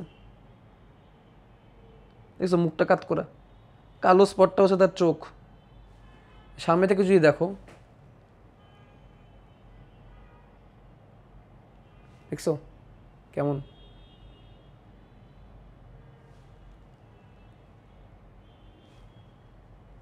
দেখো ভালো করে, মুখের অংশগুলো এখানে আছে, নিচের দিকে মুখোপাঙ্গ আছে। তো এই হচ্ছে আমাদের ঘাসফড়িং, ঠিক আছে। এখানে আমাদের 2টা ঘাসফড়িং আছে, গ্যাস ওপার, এবং দেখো উদরের খণ্ডগুলো দেখা যাচ্ছে, উদরের খণ্ডগুলো দেখা যাচ্ছে। পিছনে যে পাটা অনেক মোটা না, ওটা হচ্ছে লাফিয়া পা, 3 জোড়া পা আছে, 3 জোড়া পা আছে এখানে। তো মুখের যে অংশটা আমরা এখান থেকে দেখতে পারতেছি অ্যাকচুয়ালি এটা হচ্ছে জেনা। মুখের যে অংশটা আমরা দেখতে পারতেছি এটা হচ্ছে জেনা, একটু দাঁড়াও, জেনা। তার সামনের যে অংশটা এটা ক্লাইপিয়াস, আর সামনে কপালের যে অংশটা আমরা দেখতেছি এটা হচ্ছে ভার্টেক্স। অ্যান্টেনার নিচেই, একটু দাঁড়াও, অ্যান্টেনার নিচে যে অংশটা এটা হচ্ছে এটা হচ্ছে ফ্রন্স, ফ্রন্সের নিচে ক্লাইপিয়াস, আর ক্লাইপিয়াসের নিচেই মুখ, সামনে অ্যান্টেনা আর কালোটা হচ্ছে চোখ। সামনে 2টা পা, মাঝখানে 2টা পা, পিছনে 3টা পা। পিছনে পাটা অনেক বড়, এটা লাফিয়া পা। আর এদের ডানাটা যথেষ্ট পরিমাণ বড়, যথেষ্ট পরিমাণ বড় ডানা কিন্তু এদের আছে, ঠিক আছে।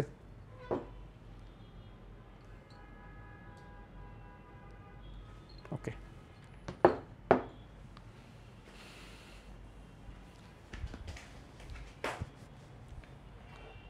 ওকে বুঝছো, মজা লাগছে দেখে।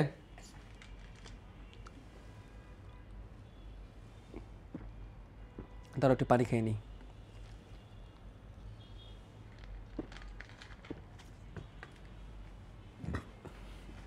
ল্যাব্রাম উপরের ঠোঁট, ল্যাবিয়াম নিচের ঠোঁট, তাহলে ভুনীয় খণ্ডক পাইলাম। এখন আমরা একটু দেখি মাথায় আর কি কি আছে। তো এটাও একটু দেখে নিই আবার। এই যে ভার্টেক্স, ভার্টেক্স হচ্ছে ত্রিকোণাকার, ট্রায়াঙ্গেল ভার্টেক্স। তারপর দেখো ফ্রন্স কোনটুকু, এই যে এটুকু হচ্ছে ফ্রন্স, এই দুটো হচ্ছে তার চোখ। ক্লাইপিয়াস এই যে আয়তাকার প্লেটের মতো ক্লাইপিয়াস, এবং এই দেখো ল্যাব্রাম, এ থেকে ল্যাব্রাম। তাহলে কয়টা খণ্ড হয়ে গেল, পিছনে ভার্টেক্স একটা খণ্ড, ফ্রন্স একটা খণ্ড, ক্লাইপিয়াস একটা খণ্ড, ল্যাব্রাম একটা খণ্ড, এই দেখো জেনা, 2 দিকে 2টা জেনা। আর পেছনে আসছে অক্সিপুট, অক্সিপুট থেকে দেখানো সম্ভব না, পেছনে আছে অক্সিপুট, অক্সিপুট তোমাদের বইয়ে বলা নাই। তো প্রত্যেকটা পার্ট দেখে নাও, ছবি সহ দেখে নাও প্রত্যেকটা পার্ট। এটাই হচ্ছে শুক্রবারের ক্লাসের মজা, বুঝছো। শুক্রবারের ক্লাসের গুরুত্ব এটাই, যা শিখবে একদম মাথায় ঢুকে যাবে, অল্প শিখবো আর মাথায় ঢুকে যাবে, আর কখনো ভুলবা না, ঠিক আছে, আর কখনো ভুলবা না যা শিখবা। ওকে, এই দেখো চোখ, কম্পাউন্ড আইস, এই যে তার চোখ কম্পাউন্ড আইস, হচ্ছে কালো 2টা স্পট ছিল, কেন এটা কম্পাউন্ড আইস বলছে। খেয়াল করো চোখে তুমি যদি জুম করো, এই জায়গাটা তুমি যদি জুম করো, এরকম অনেকগুলো ছোটো ছোটো ছোটো ছোটো চোখের মতো পাবা। দেখছো না অনেক ভিডিও, অনেক ছবি, ইয়ার কিছু বলো এটাকে, বিশেষ করে মৌমাছি আর ফড়িংয়ের চোখ দিয়ে এটা বেশি দেখায়, মৌমাছি আর ফড়িংয়ের চোখ দিয়ে দেখছো মনে হয়, যে অনেকগুলো ছোটো ছোটো ছোটো ছোটো অনেকগুলো ক্রিস্টালের মতো, ক্রিস্টাল বা অনেকগুলো ছোটো ছোটো মোজাইকের মতো, ওইগুলো এক একটার নাম হচ্ছে ওমাটিডিয়াম। এটার নাম কি ওমাটিডিয়াম। অনেকগুলো ওমাটিডিয়াম দিয়ে একটা পুঞ্জাক্ষী তৈরি। কতগুলো ওমাটিডিয়াম, 2000টা ওমাটিডিয়াম, 2000টা ওমাটিডিয়াম দিয়ে একটি পুঞ্জাক্ষী তৈরি, 2000টা ওমাটিডিয়াম দিয়ে একটি পুঞ্জাক্ষী তৈরি, 2000টা ওমাটিডিয়াম দিয়ে একটি কি তৈরি, পুঞ্জাক্ষী তৈরি। তাহলে ঘাসফড়িংয়ের টোটাল পুঞ্জাক্ষী কত, কোনো কোনো বই এটা 1800 থেকে 2000 লিখছে। তাহলে আমি যদি 2000 ধরি, তাহলে ঘাসফড়িংয়ের দিয়ে টোটাল পুঞ্জাক্ষী কয়টা বলো, ঘাসফড়িংয়ের দিয়ে টোটাল পুঞ্জাক্ষী কয়টা। ঘাসফড়িংয়ের দিয়ে টোটাল পুঞ্জাক্ষীর সংখ্যা হচ্ছে 2000, 4000। ওকে ওকে, এবার সে ওসিলি জিনিসটা কি দেখো। চোখের পরেও তিনটা ছোট ছোট স্পটের মতো থাকে, তিনটা ছোট ছোট স্পটের মতো থাকে, এগুলোকে বলে ওসেলি। অন্যান্য পোকারও থাকে, দেখো ওসেলি, এই দেখো এটা অন্য একটা পোকা, দেখো এই দুটো হচ্ছে তার মেইন চোখ, আর এখানে দেখো ছোট স্পটের মতো দুটো চোখের মতো আছে, এগুলোর নাম হচ্ছে ওসেলি। এই দেখো ছোট্ট দুইটা চোখের মতো, এগুলোর নাম হচ্ছে ওসেলি বা সরলাক্ষী, এগুলোর নাম হচ্ছে ওসেলি বা এটাকে বলা হয় সরলাক্ষী। সরলাক্ষী নামটা কেমন আসছে? সরল যোগ অক্ষী। কেন? এগুলো লেন্সের মতো কাজ করে, এগুলো লেন্সের মতো কাজ করে, লেন্সের মতো কাজ করে, সরাসরি দেখতে হেল্প করে না, সরাসরি দেখতে সাহায্য এরা করে না, কিন্তু আলোর তীব্রতা ও দর্শন অনুভূতি গ্রহণ করে, আলোর তীব্রতা ও দর্শন অনুভূতি গ্রহণ করে, আলোর তীব্রতা এবং কী করে? দর্শন অনুভূতি গ্রহণ করে এই ওসেলি। তাহলে সরলাক্ষী এগুলো দিয়ে দেখে, এটা পুঞ্জাক্ষী, পুঞ্জাক্ষী দিয়ে দেখে, ঘাসফড়িং পুঞ্জাক্ষী দিয়ে দেখে, পুঞ্জাক্ষী দুইটি, পুঞ্জাক্ষী নামটা কেমনে আসছে? পুঞ্জ যোগ অক্ষী। এক একটা পুঞ্জাক্ষী তৈরি হয় 2000টি ওমাটিডিয়াম দিয়ে, এক একটা ওমাটিডিয়াম এক একটা চোখের মতো কাজ করে। এক কথায় বলতে গেলে এই দেখো এক একটা ওমাটিডিয়াম দেখতে কেমন, একটা ওমাটিডিয়াম দেখতে যে এরকম,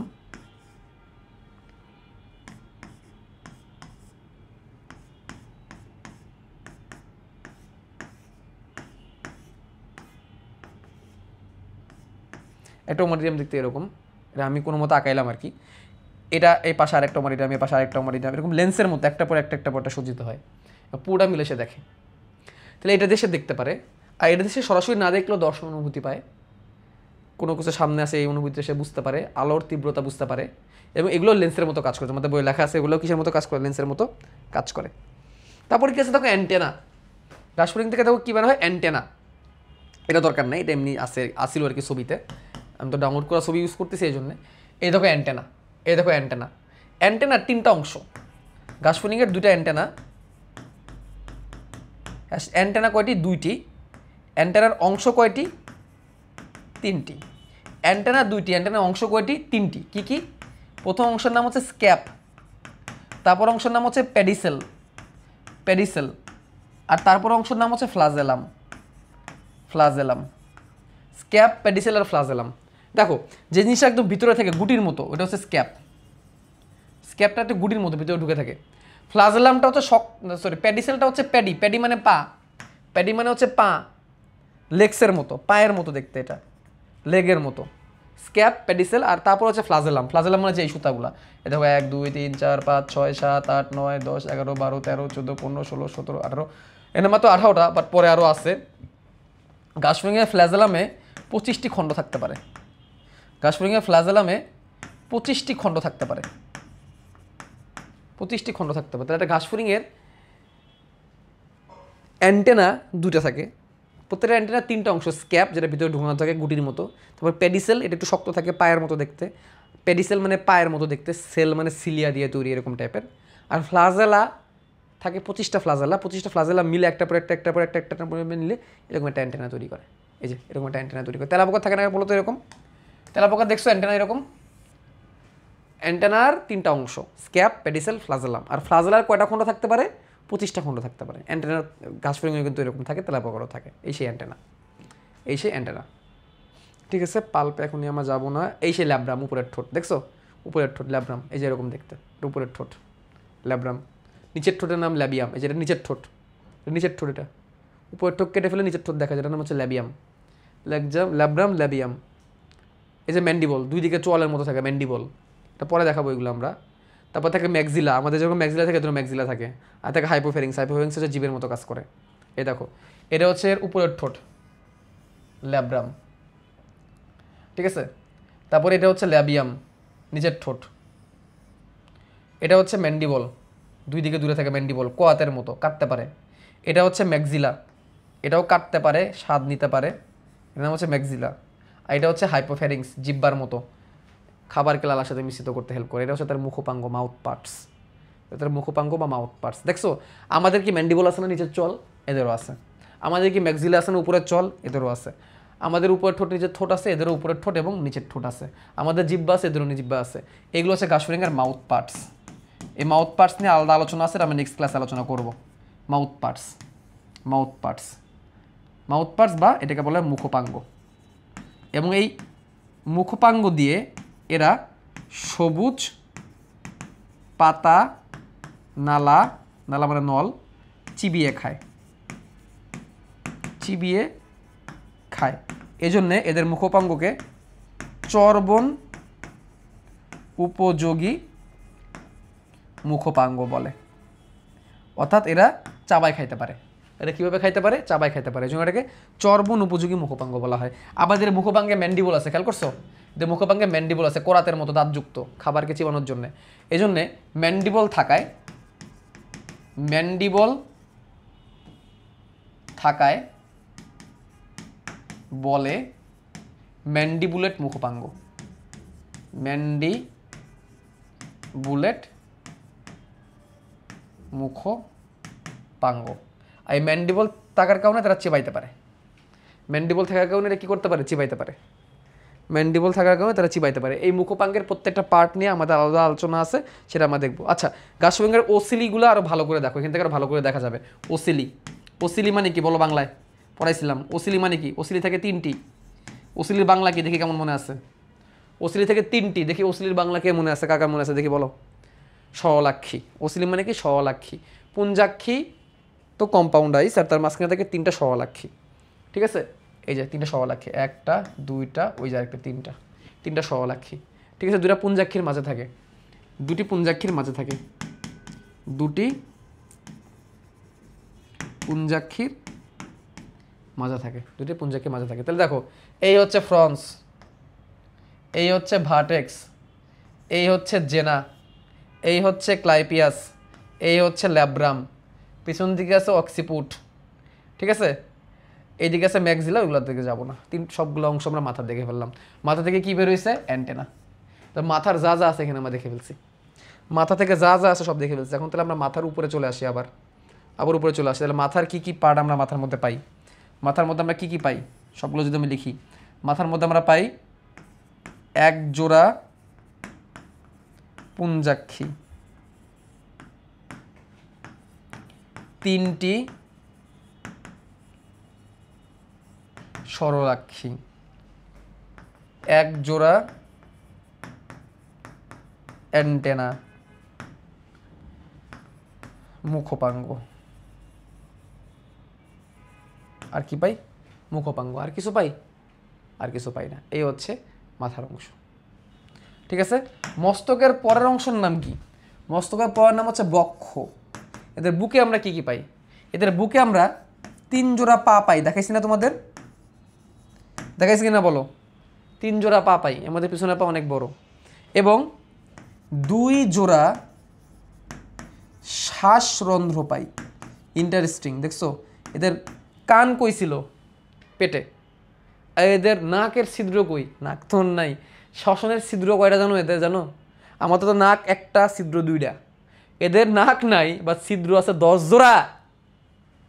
ছিদ্র আছে 10 জোড়া, 10 জোড়া ছিদ্র। এর মধ্যে প্রথম 2 জোড়া বুকে, আর পরে 8 জোড়া পেটে।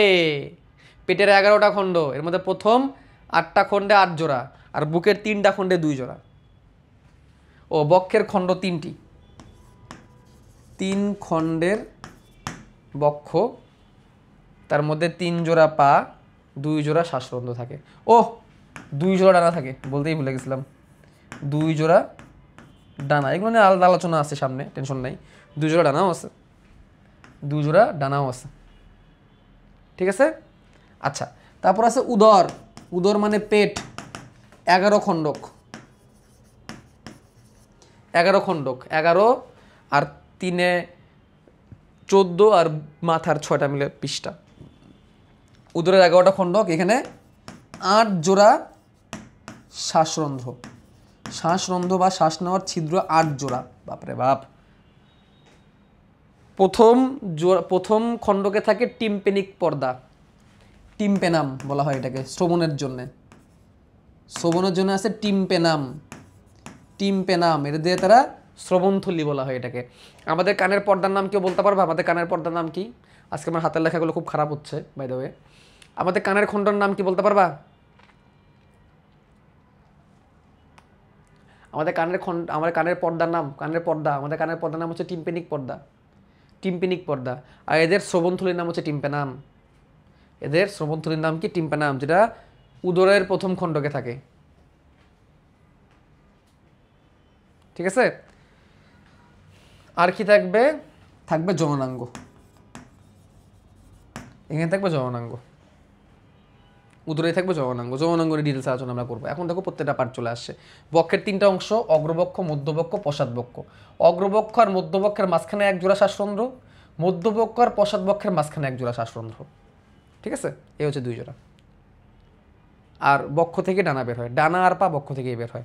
তো চলো এখন বইয়ে যায়, অনেকক্ষণ বই থেকে বাইরে। ঘাসফড়িংয়ের দেহের খণ্ড তিনটি অংশ। মস্তকের মধ্যে আছে পুঞ্জাক্ষী, অ্যান্টেনা, মুখপাঙ্গ। সওয়ালাক্ষের কথা লেখাই নেই। বক্ষের মধ্যে আছে 3 জোড়া পা, 2 জোড়া ডানা। শ্বাসরন্ধ্রের কথা বলেই নেই।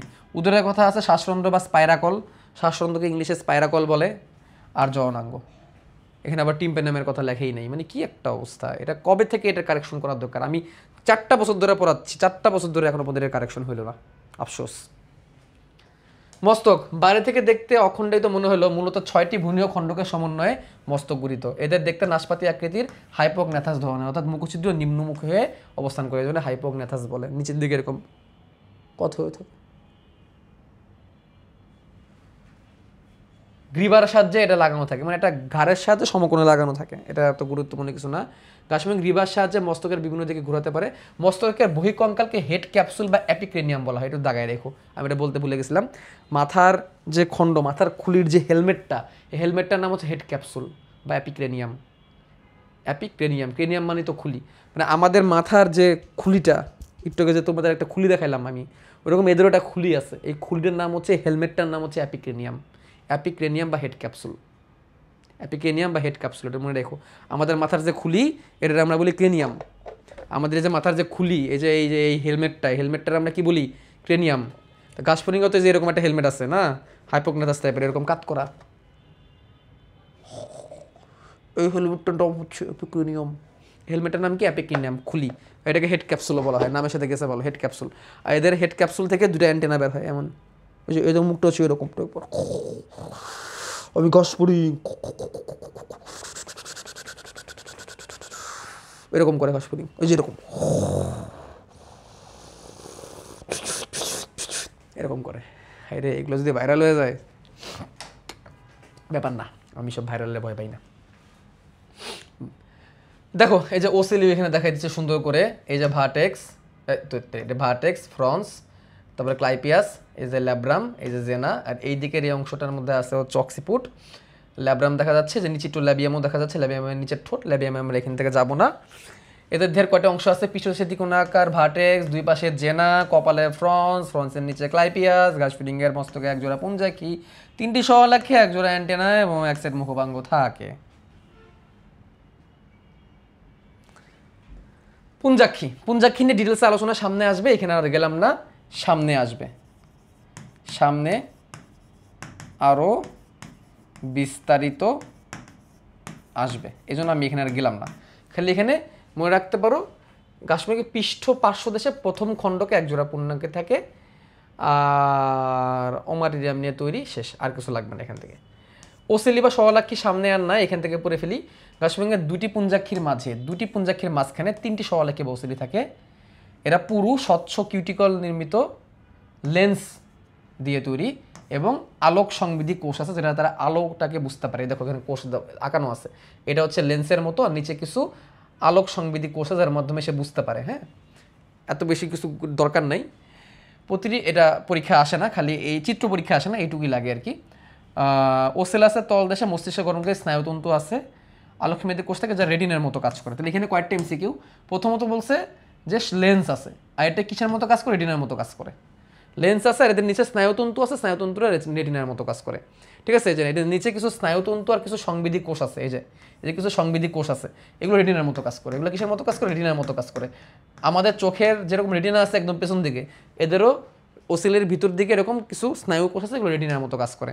সামনে লেন্স আছে একটা, তার মানে এদের লেন্স থাকে, কিন্তু এগুলো কিন্তু এমসিকিউতে আসে। নিচের কোনটি ওসিলিতে পাওয়া যায় না, নিচের কোনটি ওসিলিতে পাওয়া যায়, কী কী পাওয়া যায়? লেন্স পাওয়া যায়, রঞ্জকাবনি পাওয়া যায়, এবং কিছু রেটিনার মতো স্নায়ু কোষ পাওয়া যায়, যেগুলো দর্শন অনুভূতি নিয়ে যায়। সরাসরি দেখতে হেল্প না করলেও দর্শন অনুভূতি দিতে পারে। ঠিক আছে? আচ্ছা, তারপর আসে অ্যান্টেনা। পুঞ্জাক্ষীর সামনে মাথার দুপাশে অ্যান্টেনা, জায়গাগুলোর নাম মনে রাখতে হবে কিন্তু। দুই পুঞ্জাক্ষীর মাঝখানে ওসেলি, আর পুঞ্জাক্ষীর সামনে মাথার দুই পাশে অ্যান্টেনা, জায়গাগুলো মনে রাখবা। পুঞ্জাক্ষীর মাঝখানে 3টা সরলাক্ষী, আর পুঞ্জাক্ষীর সামনে অ্যান্টেনা, পুঞ্জাক্ষীর সামনে অ্যান্টেনা, জায়গাগুলো মনে রাখবা কিন্তু। ইচ্ছা মতো এগুলোকে নাড়াইতে পারে, স্পর্শ, ঘ্রাণ আর শব্দ তরঙ্গ অনুভব করতে পারে। ওই যে বলছিলাম অ্যান্টেনা যা করে, সিগন্যাল দেয়, এই সিগন্যাল ধরে তারা, সিগন্যাল ধরে। স্ক্যাপ, পেডিসেল ও ফ্লাজেলায় 3টে অংশ নিয়ে তৈরি। পেডিসেল খাটো, এটা কোনো ভাগ নাই। ফ্লাজেলাম বেশ লম্বা এবং 25টি খণ্ডকে ভাগ করা। এই প্রত্যেকটা লাইন গুরুত্বপূর্ণ। অ্যান্টেনার মধ্যে কোনো একটা পার্ট তুমি বাদ দিতে পারবে না। অ্যান্টেনা এবং ওসেলি, এখান থেকে কোনো পার্ট তুমি বাদ দিতে পারবে না, 100% ইম্পর্টেন্ট। অ্যান্টেনা এবং ওসেলি থেকে, অ্যান্টেনা এবং ওসেলি থেকে কিচ্ছু বাদ দেওয়া যাবে না। কিছু যদি বাদ দেন তাহলে আপনি ধরা খাবেন। মুখপাঙ্গ এখনও পড়াই নাই, মুখপাঙ্গে আমি পরে যাব। মুখপাঙ্গ এখন আমি পড়াই নাই, মুখপাঙ্গে পরে যাব। বক্ষে আসি। ঘাড়ের সাথে বক্ষ কানেক্ট হয়, মাথার বুক কানেক্ট হয় ঘাড়ের মাধ্যমে। ঘাড়ের বক্ষের 3টা অংশ, অগ্রবক্ষ বা প্রোথোরাক্স, মধ্যবক্ষ বা মেজোথোরাক্স, পশ্চাৎবক্ষ বা মেটাথোরাক্স। প্রো, মেজো, মেটা, ইংলিশে মনে রাখবা।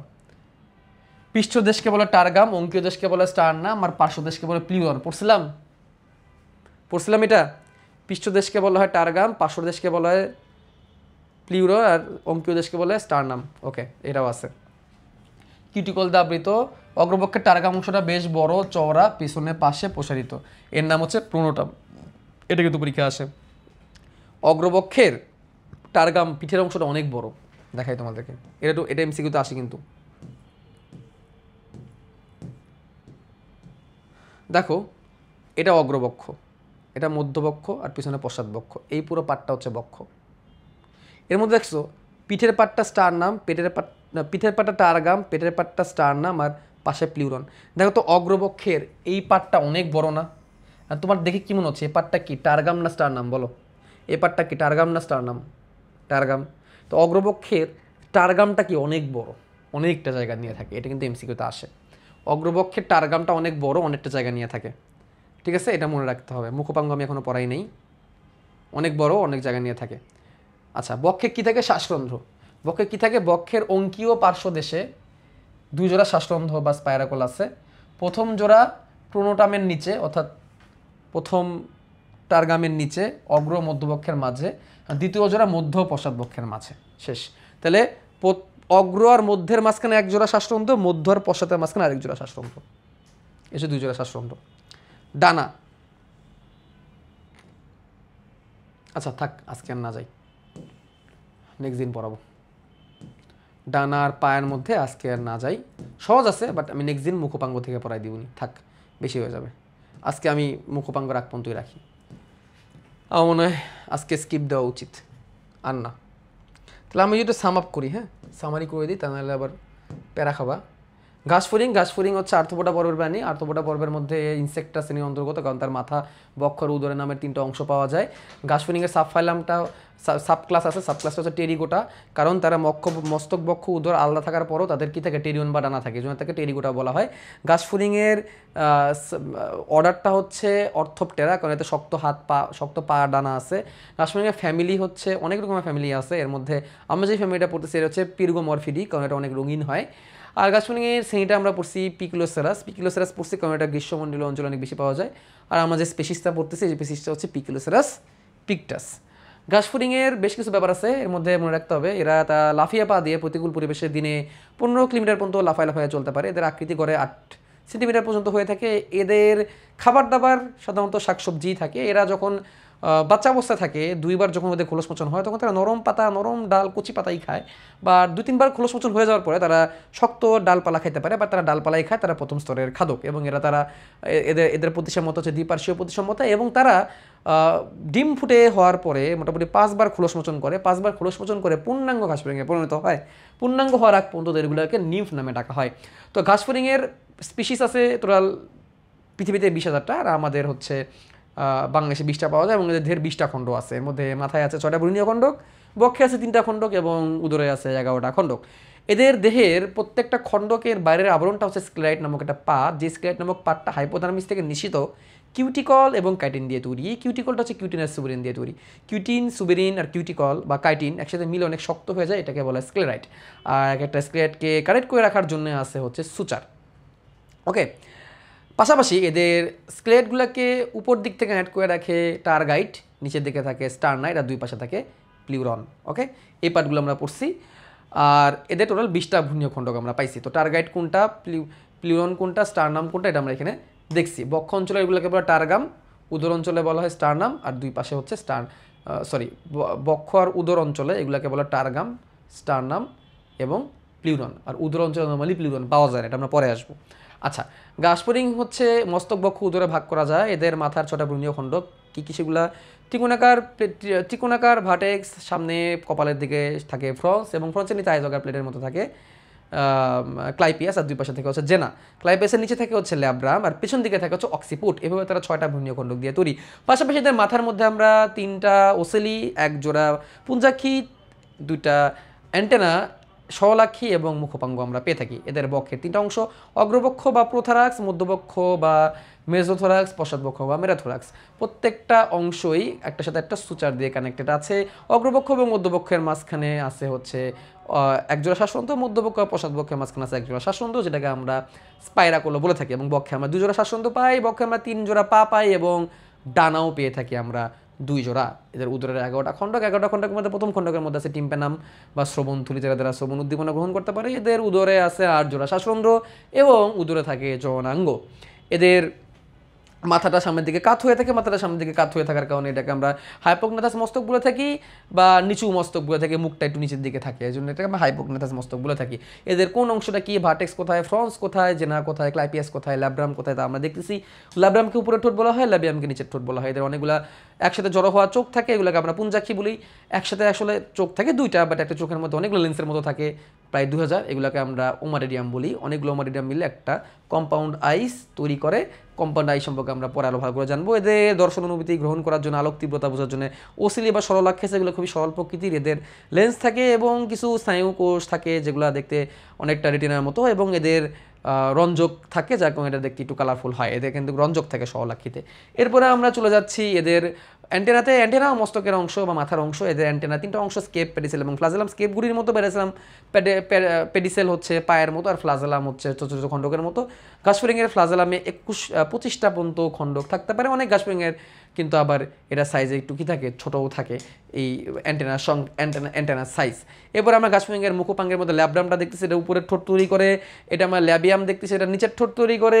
এইখন যেটা দেখতেছি সেটা হচ্ছে ম্যান্ডিবল, যেটা দাঁতের মতো, চোয়ালের মতো শক্ত করে কাটতে পারে। ম্যান্ডিবলের উপস্থিতি থাকার কারণে এটাকে ম্যান্ডিবুলেট মুখপাঙ্গ বলে। এবং ম্যান্ডিবুলেট মুখপাঙ্গ দিয়ে এরা খাবারকে চিবিয়ে খায় বলে এদেরকে চর্বণ উপযোগী মুখপাঙ্গ বলা হয়ে থাকে। এখানে যেটা দেখতেছি সেটার নাম হচ্ছে ম্যাক্সিলা। ম্যাক্সিলাও খাবারকে চাবানোর কাজে এবং স্বাদ গ্রহণের কাজে ব্যবহার হয়। এবং এখানে যেটা দেখছি এটা হাইপোফেরিক্স জিহ্বার মতো কাজ করে, লালার সাথে খাবারকে মিশ্রিত করতে হেল্প করে। এই হচ্ছে সবগুলো মুখপাঙ্গ। এই মুখপাঙ্গ একসাথে থাকে, এটাকে ম্যান্ডিবুলেট মুখপাঙ্গ বা চর্বণোপযোগী মুখপাঙ্গ বলা হয়। এখানে আমরা 3টা ওসিলি দেখতে পারতেছি। ওসিলিতে কিন্তু রঞ্জক থাকে বলে এরা দেখতে কালারফুল হয়। এই ছিল আজকে আমাদের ঘাসফড়িং আলোচনা। ধন্যবাদ তোমাদের সবাইকে। ইনশাআল্লাহ পরশুদিন আমরা ঘাসফড়িংয়ের মুখপাঙ্গ পড়বো, ঘাসফড়িংয়ের বক্ষ এবং উদর পরে ঘাসফড়িংয়ের আরেক স্টেপ আমরা আগে যাবো। ধন্যবাদ তোমাদের সবাইকে। আল্লাহ হাফেজ।